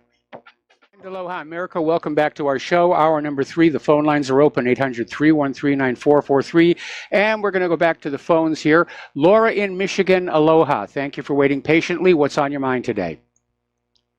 Oh, hi, Mike. You had a caller earlier who said, how come nobody's saying anything about everything that's going wrong in this country? We are talking. Nobody's listening. That's the problem. We're saying it, but nobody's listening to us. Yes. And another thing, don't you agree? Yes, I agree. Yeah. Another thing I'm concerned about, I see these rallies of Trump. Everybody's screaming and yelling. It's like, do you remember in the 1960s when the Beatles came to town? And the girls are screaming and crying and just emotional. And I just don't think that all this emotional outbursts that they're having, that they can critically look at what's going on in the world. It's getting way too emotional. Well, I'll let you in on a little secret. You know, back when the Beatles were touring, those girls who would yell and scream and faint were hired. Was part of the public relations, which isn't to say the Beatles weren't a sensation, but a lot of the buzz was manufactured, playing the same game. But getting on back here now, you're right. The violence at these demonstrations and protests is being intentionally fanned up by people like Maxine Waters, and it's leading to a situation where we are going to see actual rioting in the streets. Now, fortunately, down in Tampa, Florida, the cameras focused in on the anti-Trump protesters, but a reader who was actually there sent in a wider angle photo. and there really weren't all that many people there. So probably that's the reason violence didn't break out, because the anti-Trump protesters were so terribly outnumbered. I'm talking about actual Trump supporters, not the anti-Trump, the Trump supporters. I think of the screaming and yelling. I just think they're letting their emotions get in the way of them thinking critically about what's going on. Well, I think they were cheering and yelling for the same reason people cheer and yell for their favorite sports team or rock band. It's the moment. It's that shared energy of actually being in the same room with the president. It doesn't mean they're not thinking critically when they're back home. Well, I hope so. I've just been concerned about it. I want to make sure that people, I know Kelso said when he was there, he was screaming and crying and everything. And I just don't think, is he looking at everything that's going on with Trump? He's not doing everything perfectly. He keeps saying, well, he's not Jesus. But then the next line, he says, here comes Trump out of the clouds. I'm like, what the heck? I just don't get it. Well, I think, I'm cheering and screaming that thank goodness it's not Hillary up there. That may be part of the crowd's reaction. Yeah. I want to say one more thing about Putin. Part of the reason they hate Putin is he stopped Russian adoption because the United States was starting to adopt babies out to homosexual couples. Yes. And when he found that out, he went to stop adoption, which was right. He didn't want his babies going to homosexual couples. Yeah. And I think he was right about that. Yep. It's a hot topic. A lot of people concerned about that. And of course, again, it's a very touchy subject. I wonder if anybody has actually done any studies on the development of children who are in gay, families, if you were, gay marriage families. Are they growing up perfectly normal? Are they growing up predisposed to being gay themselves? Normal children will get something from the fathers and something from the mothers. But if you've got two fathers or two mothers, there may be stuff missing that the child needs. Just a thought. Got to be confusing to the child. It has to be. I imagine it would be, especially when they start going to school and they start seeing that other children have, a mother and a father. They're going to be asking some very interesting questions, and I just hope that the parents are prepared to deal with that. Well, that's why they want to stop using the words mother and father. Use partner or other, whatever, Well, if they want to do that in their own home, that's absolutely fine. My concern is they're trying to get everybody to stop using those words when they're perfectly appropriate words. And this is what I mean when I say that the LGBTQ agenda has gone from merely being about acceptance to being in-your-face militant. And it's the same mistake the feminists made back in the 1990s and the LGBTQ. They got to start seriously thinking about, their public image. And it's got to be a lot less confrontational, or there will be a backlash. Now let's talk about MAP, M-A-P. Minor attracted person, which is a pedophile. That just scares the heck out of me. I got two granddaughters, and I tell my daughter-in-law, watch these girls like a hawk. Yeah, I agree. I mean, this apparent campaign to try and normalize pedophilia is just way, way, way out there. And it's another symptom that our society is breaking down.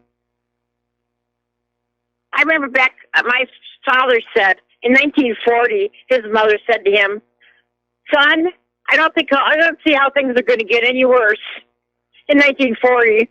Yeah, they sure are worse now. They really, really are. She thought it was bad back then. Sorry, say again? She thought it was bad back then in 1940. Yeah, well, it's definitely bad now. I mean, I've been doing this job here for almost a quarter of a century, and every year it just seems like things get worse, get more wacko, more people are suffering, more wars are being declared, more infrastructure is rotting. It's very clear to me overall that this nation is headed in a very, very bad direction. It's being looted and plundered by the billionaires, and that should not be. If you want to have a healthy long-term economy, you can't let the wealth inequality reach the stage where people working full-time jobs are having to live in their cars. That's unacceptable. It just proves to me that the Bible is true. But it says in the Bible, the whole world lies in wickedness, and about the sorceries and the pharmakia and all that. Everything the Bible has in it is happening now. And people have to realize that the Bible is true. So. All right. Well, thank you very much for the phone call here, and we're going to switch over to Lauren in Ohio. Aloha, Lauren. Welcome to the show. What's on your mind? Hey, Mike. I was actually calling about some computer help. I wanted to know some stuff, but just because we're on that topic, I'll just mention quickly. The reason they want to get rid of mother and father is because mother and father have property rights. Parents don't. It's legalese, and a parent is not the equivalent of a mother or a father. And so they want to remove your ability to actually control your property, which is your offspring, until they're 20. I mean, the age of majority in the Bible is 20.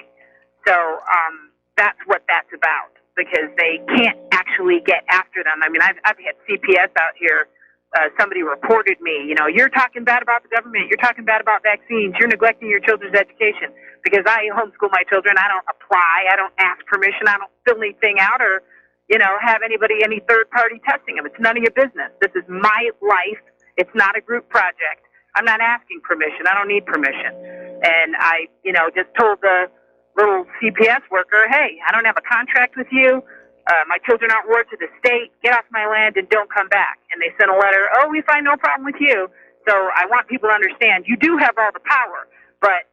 And then that lady was right about the Bible. Life is simple if you just yield to the truth. You shall know the truth, and the truth shall make you free. And my people are destroyed for lack of knowledge. Put those two together, and you got what's going on right now. It's a simple matter to obey the Ten Commandments. Atheist or not, you don't want to be stolen from. You don't want anybody bearing false witness against you. You don't want anybody murdering you. And we're running around as the United States supporting invading other countries to steal their stuff, and we don't even get the booty. I mean, not that it would be a good thing if we did, but, we don't seem to understand right and wrong anymore. So we're getting, they're actually right. The thing you see before you lose your civilization is homosexuality and pedophilia. And we've just got that we don't really have it in space, but they're pushing it. Yes. And, the appearance, it's when she was saying, we're all saying it, but nobody's listening. We're all listening. They just don't report it. You see what I mean? Our natural inclination. Whoops. Oh, boy. Our natural inclinations are. Okay, let me ask my question because this phone is going to do something funky. What animation software do you use? What kind of computer do you use? And do you have? Okay, well, Lauren, I use the Maya 3D computer animation, obviously Photoshop. I have a license for 3D Studio Max, but I've never been able to get to install on this machine here. The machine itself is a custom-built box, a white box, that I basically put together myself. It's got 8 processors, and it's really very, very good. I'm sorry? I was just going to say, so the phone line's been out for a month. They just fixed it, and that was somebody trying to dial, and it's coming in through. I missed what you had just said. You said Maya? Yes. How do you spell that? M-A-Y-A. Maya is the software. Yep. For animation? Yes. Okay, and then what was the other one you said? Something 365? Well, another package is called 3D Studio Max, which does pretty much the same thing as Maya. So you really only need one of them.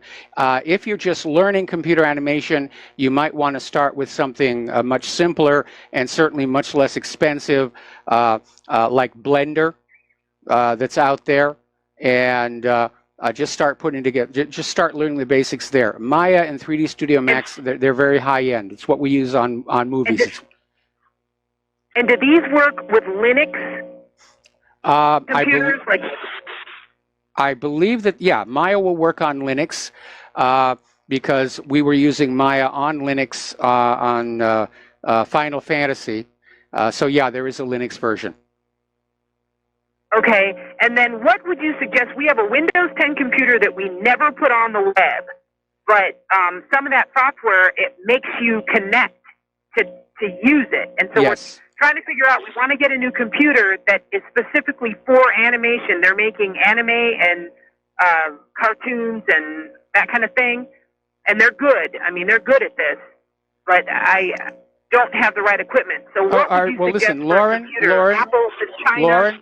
Lauren, we're kind of wandering far afield here. Why don't you drop me an email with all your questions, and I'll reply back to you, because we've got callers waiting on the line and we're not being fair to them. So thank you very much for that phone call. And we're going to switch over to Chuck in Texas. Aloha, Chuck. Thank you for waiting patiently. What's on your mind? Michael, my favorite radio host. One simple question. Yep, I've said it many times before. Still don't believe that Trump is part of the New World Order. They wouldn't be trying to get rid of him as hard as they are trying to get rid of him if he were really part of the club. He's been compromised. He's been brought to heel. He's definitely under their control. He's giving them pretty much everything they want, and still they're trying to get rid of him. Are they really, though? On what charge? Well, you know, you've got the Mueller investigation, which has come up blank. You've got the Democrats screaming for impeachment, and I don't think it's theater. I think they're still throwing the tantrum from Hillary's having lost in 2016. And Trump is a threat because if any of these congressional investigations hit pay dirt, he's not going to shut them down. But I do wish he would put on his president. His appointments in place. He is a disappointment. I agree. I'm disappointed in him. In place. They cannot get ahead. What charges? Collusion? That's not a crime. He's committed no crime. They'll never charge him with anything. He knows that. They know that. The Democrats didn't want Hillary. They allowed him to win by not cheating big enough for her, freaked her out. Oh, that's kind of distorted logic here. I mean, the DNC stole the nomination from Bernie Sanders to give it to Hillary Clinton. So don't tell me this idea that the Democrats didn't want Hillary to win. She was their darling. She was their absolute darling going on in. She was being put into the White House to basically keep all the cover-ups in place regarding all the corruption that's been going on all the way back to Arkansas in the 1980s. I just ask everyone to do this one thing. Look at Trump through an Obama lens. If Obama had appointed Bloody Gina to be the head of the CIA, if Bloody Gina or Trump had put his entire cabinet in place, if Obama had done it, we'd be just in arms. Because of look at who they are. But because it's him, the resistance just evaporated. Mike, I love you. I just wanted to chime in and, of course, once in a while, give my thing that I believe Trump is the biggest traitor we have had. Obama was a sock puppet, but this guy has really drug us down the line, and he's there to put Pence in next. Have a great one. All right. I will continue to contribute, of course. Thanks an awful lot. We do appreciate it. The network appreciates it. And I don't think it's a case of Trump dragging us down as much as he's along for the ride.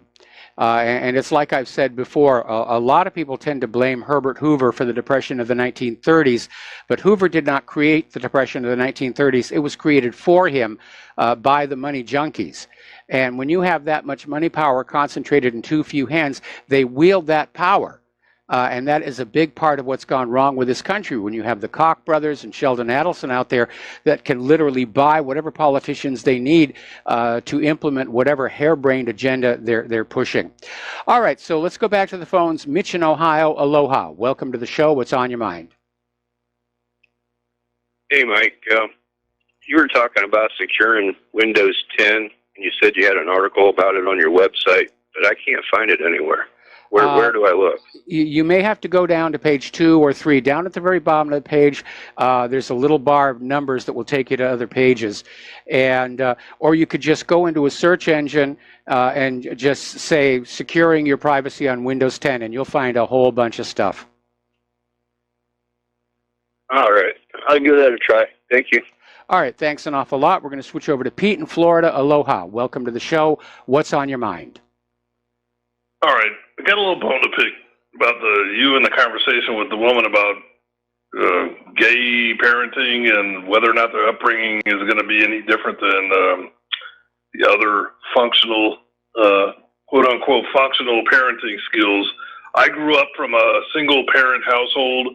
My mother is a malignant, narcissistic psychopath. Okay, my father was a second-generation alcoholic. I'm a third-generation alcoholic. And I guarantee you, gaydom and, sexuality or homosexuality doesn't have anything to do with my upbringing, but I guarantee you it's not any different than two gay people, raising somebody from childhood who don't have afflictions like that, because I guarantee you there are a lot more reasons to snark and bite on people just because of their race or because of their proclivities for raising a kid wrong. And I guarantee you right now, the woman that raised me would be called an upstanding citizen, and I guarantee you right now I can prove that she is not. Well, let me give you a hypothetical here, okay? And I know I'm going to get in trouble for this one. But let's say that you have two gay men and they adopt a baby. Okay, that baby will not be breastfed. And as we pointed out the other day, scientists are now confirming that natural mother's milk has all kinds of enzymes and other chemicals the baby needs for development. These two gay men, unless they hire a wet nurse, they're going to be feeding that baby that manufactured bottled formula, which is nowhere near as good for the baby as natural mother's milk. So that's one area in which this is detrimental to the child, to the child's development. Anyway, listen, we're going to have to let you go. We got to take a break for commercials. We'll be right back after these few words. And aloha, America. Welcome back to our show here. And we're, the phone lines are open right now. So let's get on back to the news. We're talking about computers, and Microsoft has just announced they're rolling out election defense technologies. And this is supposed to be an enhanced cybersecurity program aimed at providing enhanced protection for political campaigns and election authorities. Now, they launched this basically this last week, and it was first noted by Bleeping Computer. This so-called Account Guard program is being rolled out ahead of the 2018 U.S. midterm election. So, oh goody, another liberal corporation with their finger in the election system. My concerns are that it's only 3 months until the midterms, which means deployment and debugging of this system is problematic at best. And, of course, Microsoft is taking the point of view that, if there's something wrong with computerized voting, we'll just sell another software product to deal with it. I take the other view. It's time to take these computers out of the process and make it totally transparent to the American people. And again, if you go to my main page, right up at the top, right underneath my picture, there's an article there, How to Have Honest Elections. And I'm not saying it's a perfect system, but it is designed to crowdsource the actual counting of the election, or to crowdsource the verification of the count, and to basically make it very, very difficult to cheat the election, as opposed to our current system, which seems almost designed to facilitate and conceal election fraud. We have to have a change. If we're ever going to get control of this country back to we the people where it belongs, we've got to have an honest election system, and we don't have one right now. And I'm sure that those who are trying to find a way to defend America's democracy and institutions against, fake news on the internet, they're not going to like what I'm saying. They want you to believe that the election system works perfectly. They want you to believe that there's no cheating going on. They want you to believe that there are no illegal immigrants voting. But we learned in 2016 just how crooked this whole thing is with the ouster of Bernie Sanders. And then you had Nancy Pelosi turning around and saying it was perfectly okay for the Democratic National Committee to cheat the primaries to give the nomination to Hillary Clinton. Well, if you're going to cheat it anyway and just hand it to Hillary, why bother going through primaries anyway?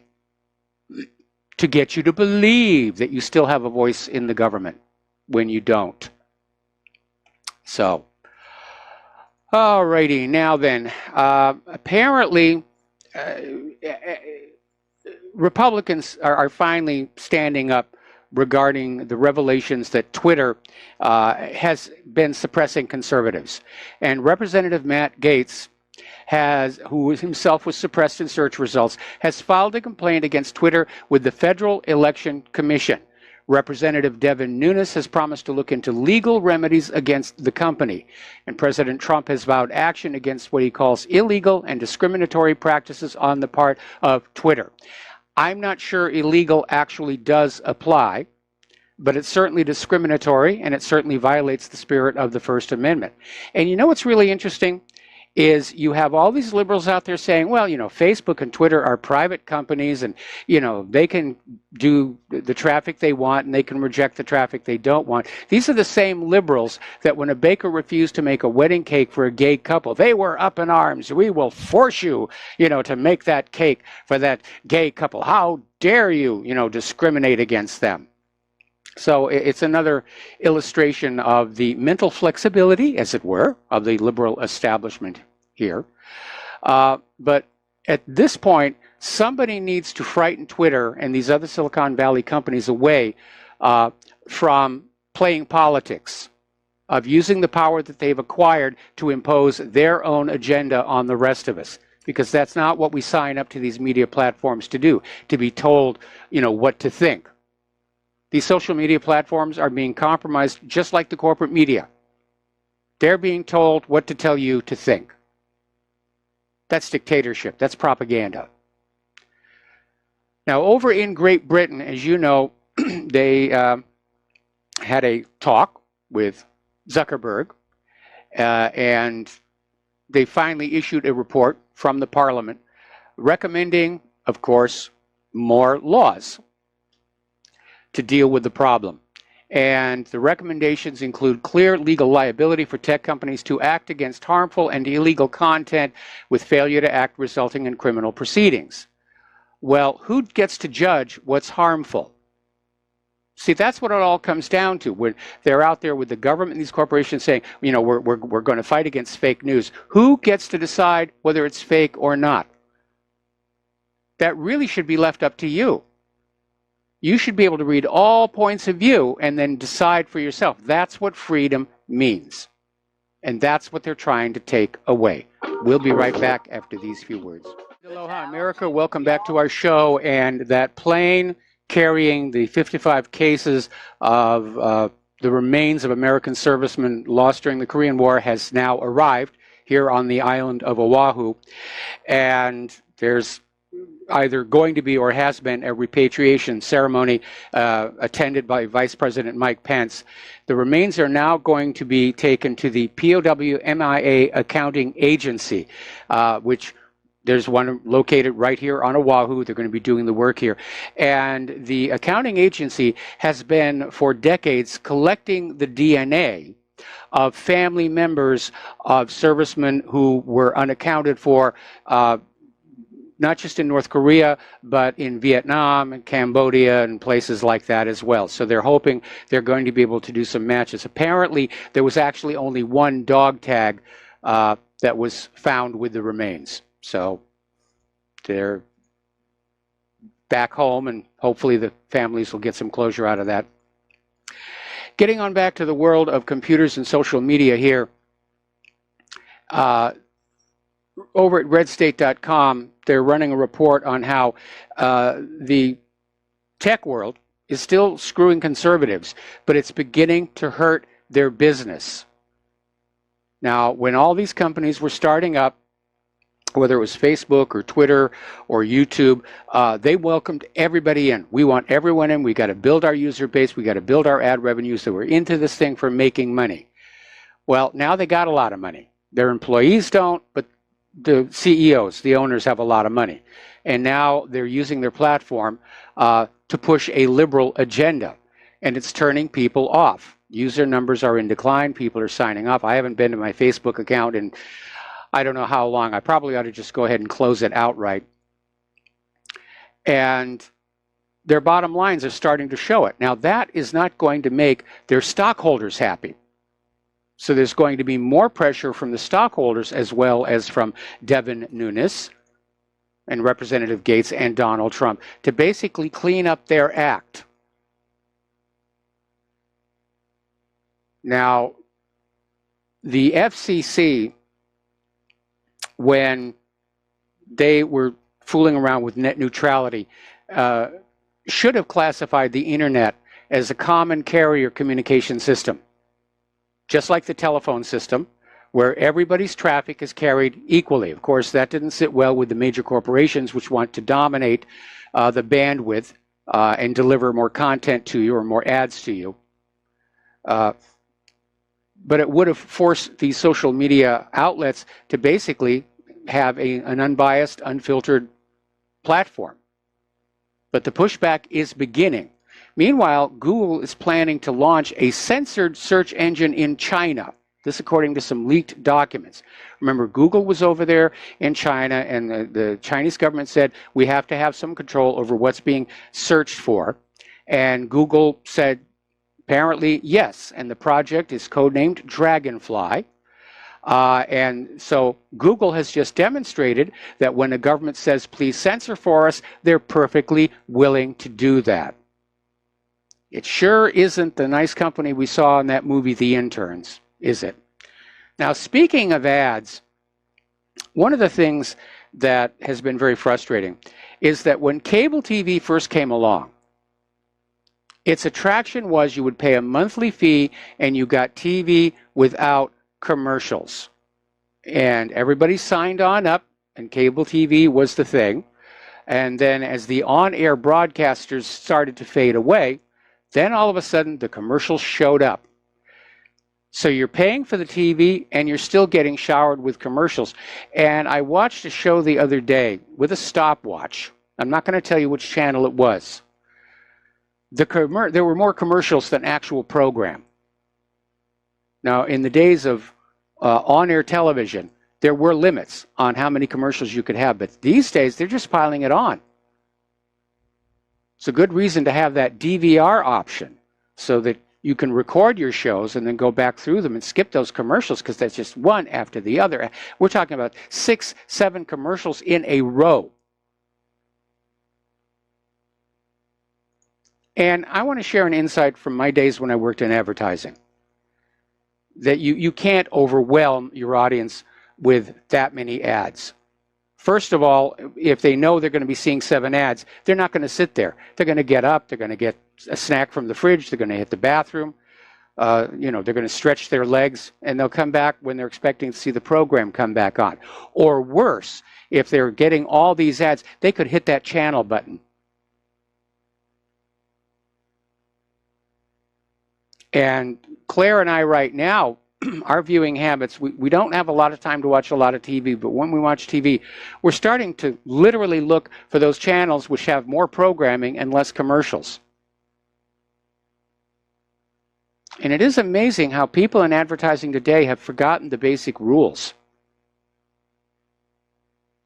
That it was just common sense stuff. And of course, yeah, I'm talking about back in the 1980s when I was at Robert Abel and Associates, and we knew what we were doing, and we knew how to make commercials that worked.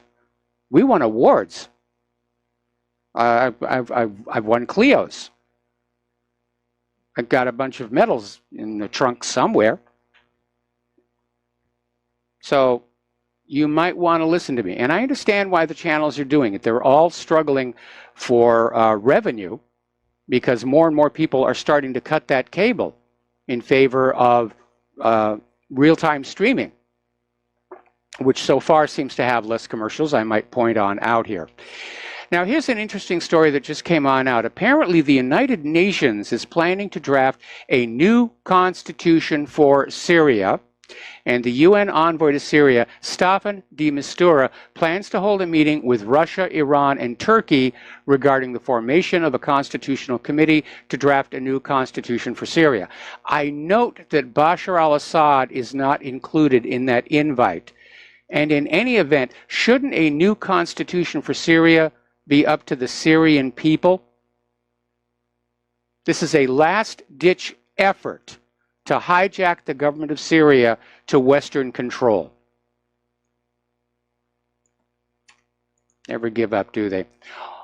Over on, let's see, BBC, they have this genealogy show, Who Do You Think You Are? Claire loves it.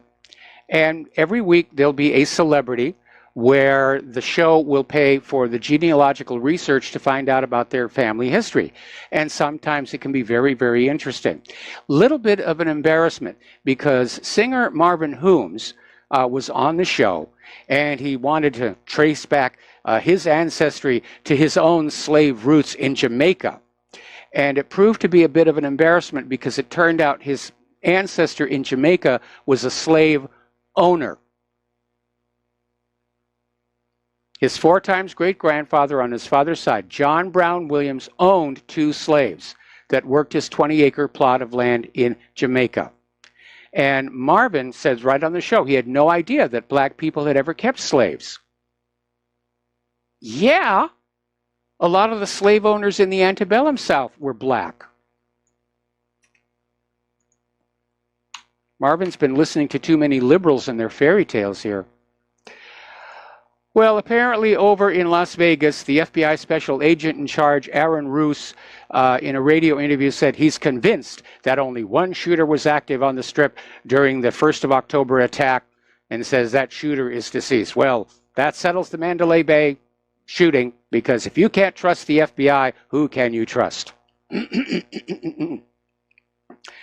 Now, again, with the FBI, a retired FBI counterterrorism agent who had a major role in the story of 9/11 says that the FBI's Office of the General Counsel told him not to cooperate with attorneys representing 9/11 victims in their suit against the Kingdom of Saudi Arabia because it could harm U.S.-Saudi relations. Now, again, there is no evidence that the government of Saudi Arabia had anything to do with 9/11. It's just demonization and, hey, who's got the money? We'll sue the people with the most money, which is something lawyers think in terms of. You want to file a lawsuit. Okay, has the person you're suing got any money? No? Then why bother? You know, let's move up the food chain. Let's find somebody who's got a lot of money and we'll find a reason to sue them. Now, Maxine Waters, maybe will have to take time away from preaching violence to her masses. She's been slapped with an FEC complaint regarding how she raises campaign money and why a substantial portion of that money went into the bank account of her daughter. Now, Maxine Waters has reportedly raked in hundreds of thousands of dollars to add names of other state politicians to her slate mailers. Now, those mailers, described by the LA Weekly as sleaze, resemble an official sample ballot with quotes from Waters explaining her support. In the last election cycle alone, she hauled in $56,000 from this operation. Since 2004, Waters' daughter has been paid over $750,000 to mail the flyers out.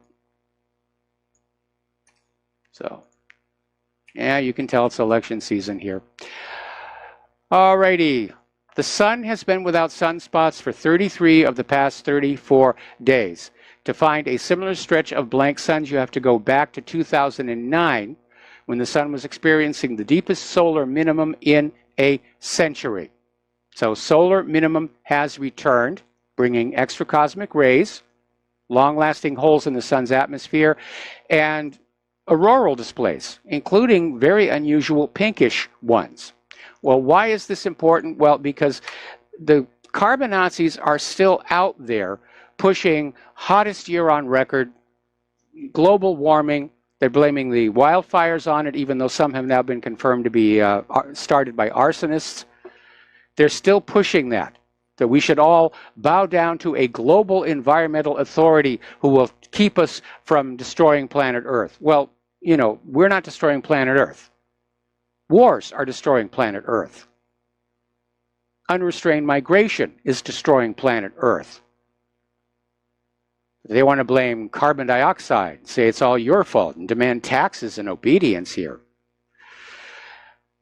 Now, there have been several embarrassments in the Carbon Nazis campaign, not the least of which the prediction back in 2000 that snow was a thing of the past, or Al Gore's prediction that the Arctic would be entirely ice-free by, I think it was 2014 that he said that. That didn't happen. And there was the picture of polar bears on this melting ice floe that was captioned, "Polar bears about to drown thanks to global warming." And it turned out the picture had been taken in summer when ice does melt naturally, and polar bears can swim anyway. And now there's a new one. Photographer Paul Nicklin was out there with this gentleman named Mittermeier, and they admit their mission was to capture images that communicate the urgency of climate change. And they found this emaciated polar bear, and they took the picture, and it was posted all around the Carbon Nazi forums, "Polar bear dying of climate change."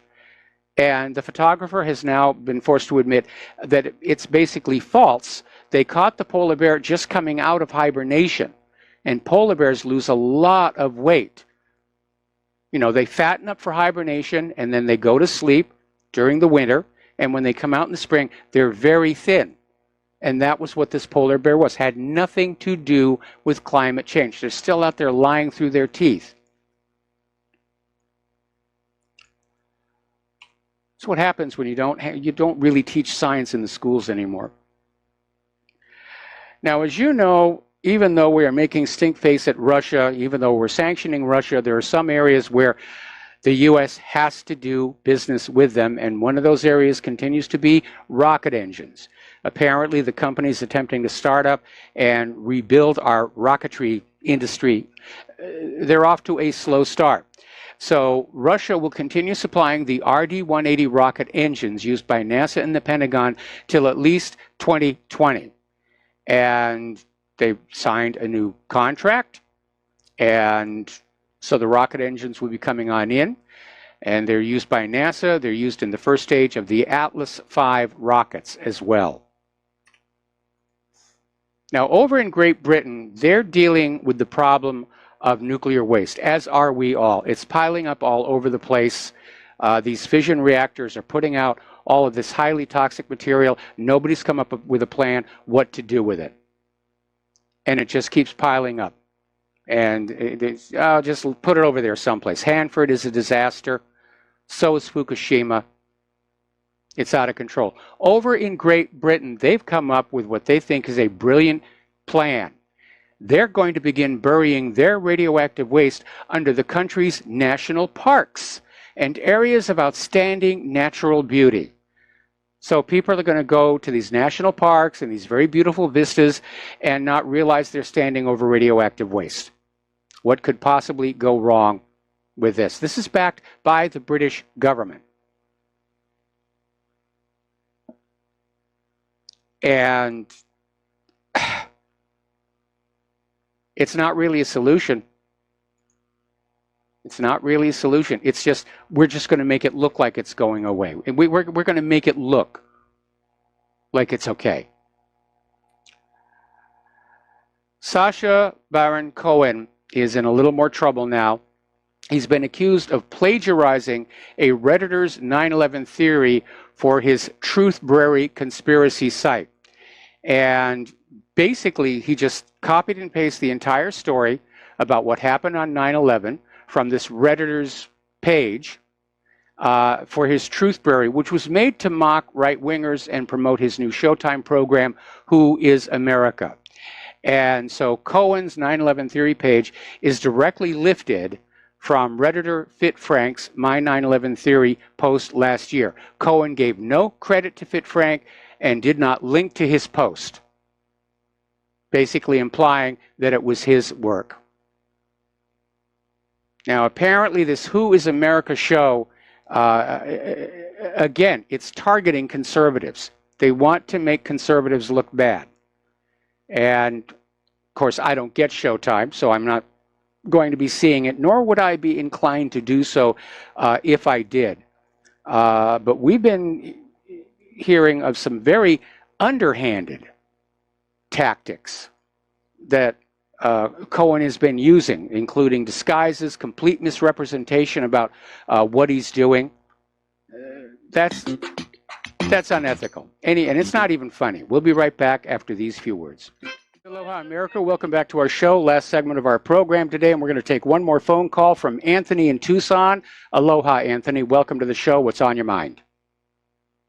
Well, I was just wondering if, being that people are pretty much exposed that we're totally under a criminal government, if there was any possibility of filing a lawsuit against the 9 Supreme Court justices, all of the lower courts, because at one time there was a suit disqualifying all of the United States courts because they're operating under the Jewish Talmud, and it would include. Who would you file such hello, Anthony. Who would you file such a lawsuit with?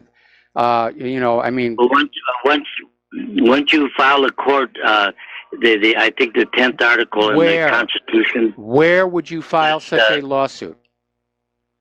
You file a lawsuit in the court itself, but once you do that, the court then loses jurisdiction under. Let me see what section that is. It kind of sounds like wishful thinking to me, and let's just say I disagree with this on practical grounds. Okay, but here it is. It's Article 11. The judicial power of the United States shall not be construed to extend to any suit in law or equity commenced or prosecuted against one of the United States by citizens of another state or by citizens of or subject of a foreign state. When I did that to Judge Donfeld, disqualified the courts because they no longer operate under common law. They're forcing them into either equity or admiralty jurisdictions. Even the driver's licenses, if you'll notice, all driver's licenses, the person's name is in capital letters because they can only control commerce. They can't control a private individual. So anybody that their names are in capital letters, whether it's on a Social Security card or a driver's license or an IRS form, you're considered a business and they have a right to control you. Well, I think you're reading more into that than is actually there. I think the reason they use all caps is because, a lot of people, especially elderly ones, their eyesight is not that great, and I think it's really for legibility. Anyway, Anthony, we're out of time. I'm going to let you go here. Thank you very much for the phone call. And apparently over at Ancestry, 23andMe, and these other genetic testing companies, they've agreed to a new voluntary privacy policy, including additional consent forms and annual reports about how many requests they receive from police for DNA data. So apparently people's awareness that your DNA was being saved, stored, recorded, possibly forwarded on to the police, that was affecting their business as well. The Russian military has just released a video made during last week's drill in the Caspian Sea showing a Sukhoi 34 launching an AS-17 Kipton missile at a target ship and just absolutely obliterating it. Okay, there's the music. Time for me to get on out of here and get something useful done with the rest of the day. Please stay tuned for John Stedmiller. I'm sure he's got lots of interesting things to share with you as well. Take what you learn here, share it with your friends. Don't go through social media. It's all heavily filtered right now until somebody sues them back to a sense of fairness. Use email. Use face-to-face. Go back to the sneaker net. Just talk to everybody around you and just share with them all the craziness that's going on. Anyway, we'll be back tomorrow. Aloha, America.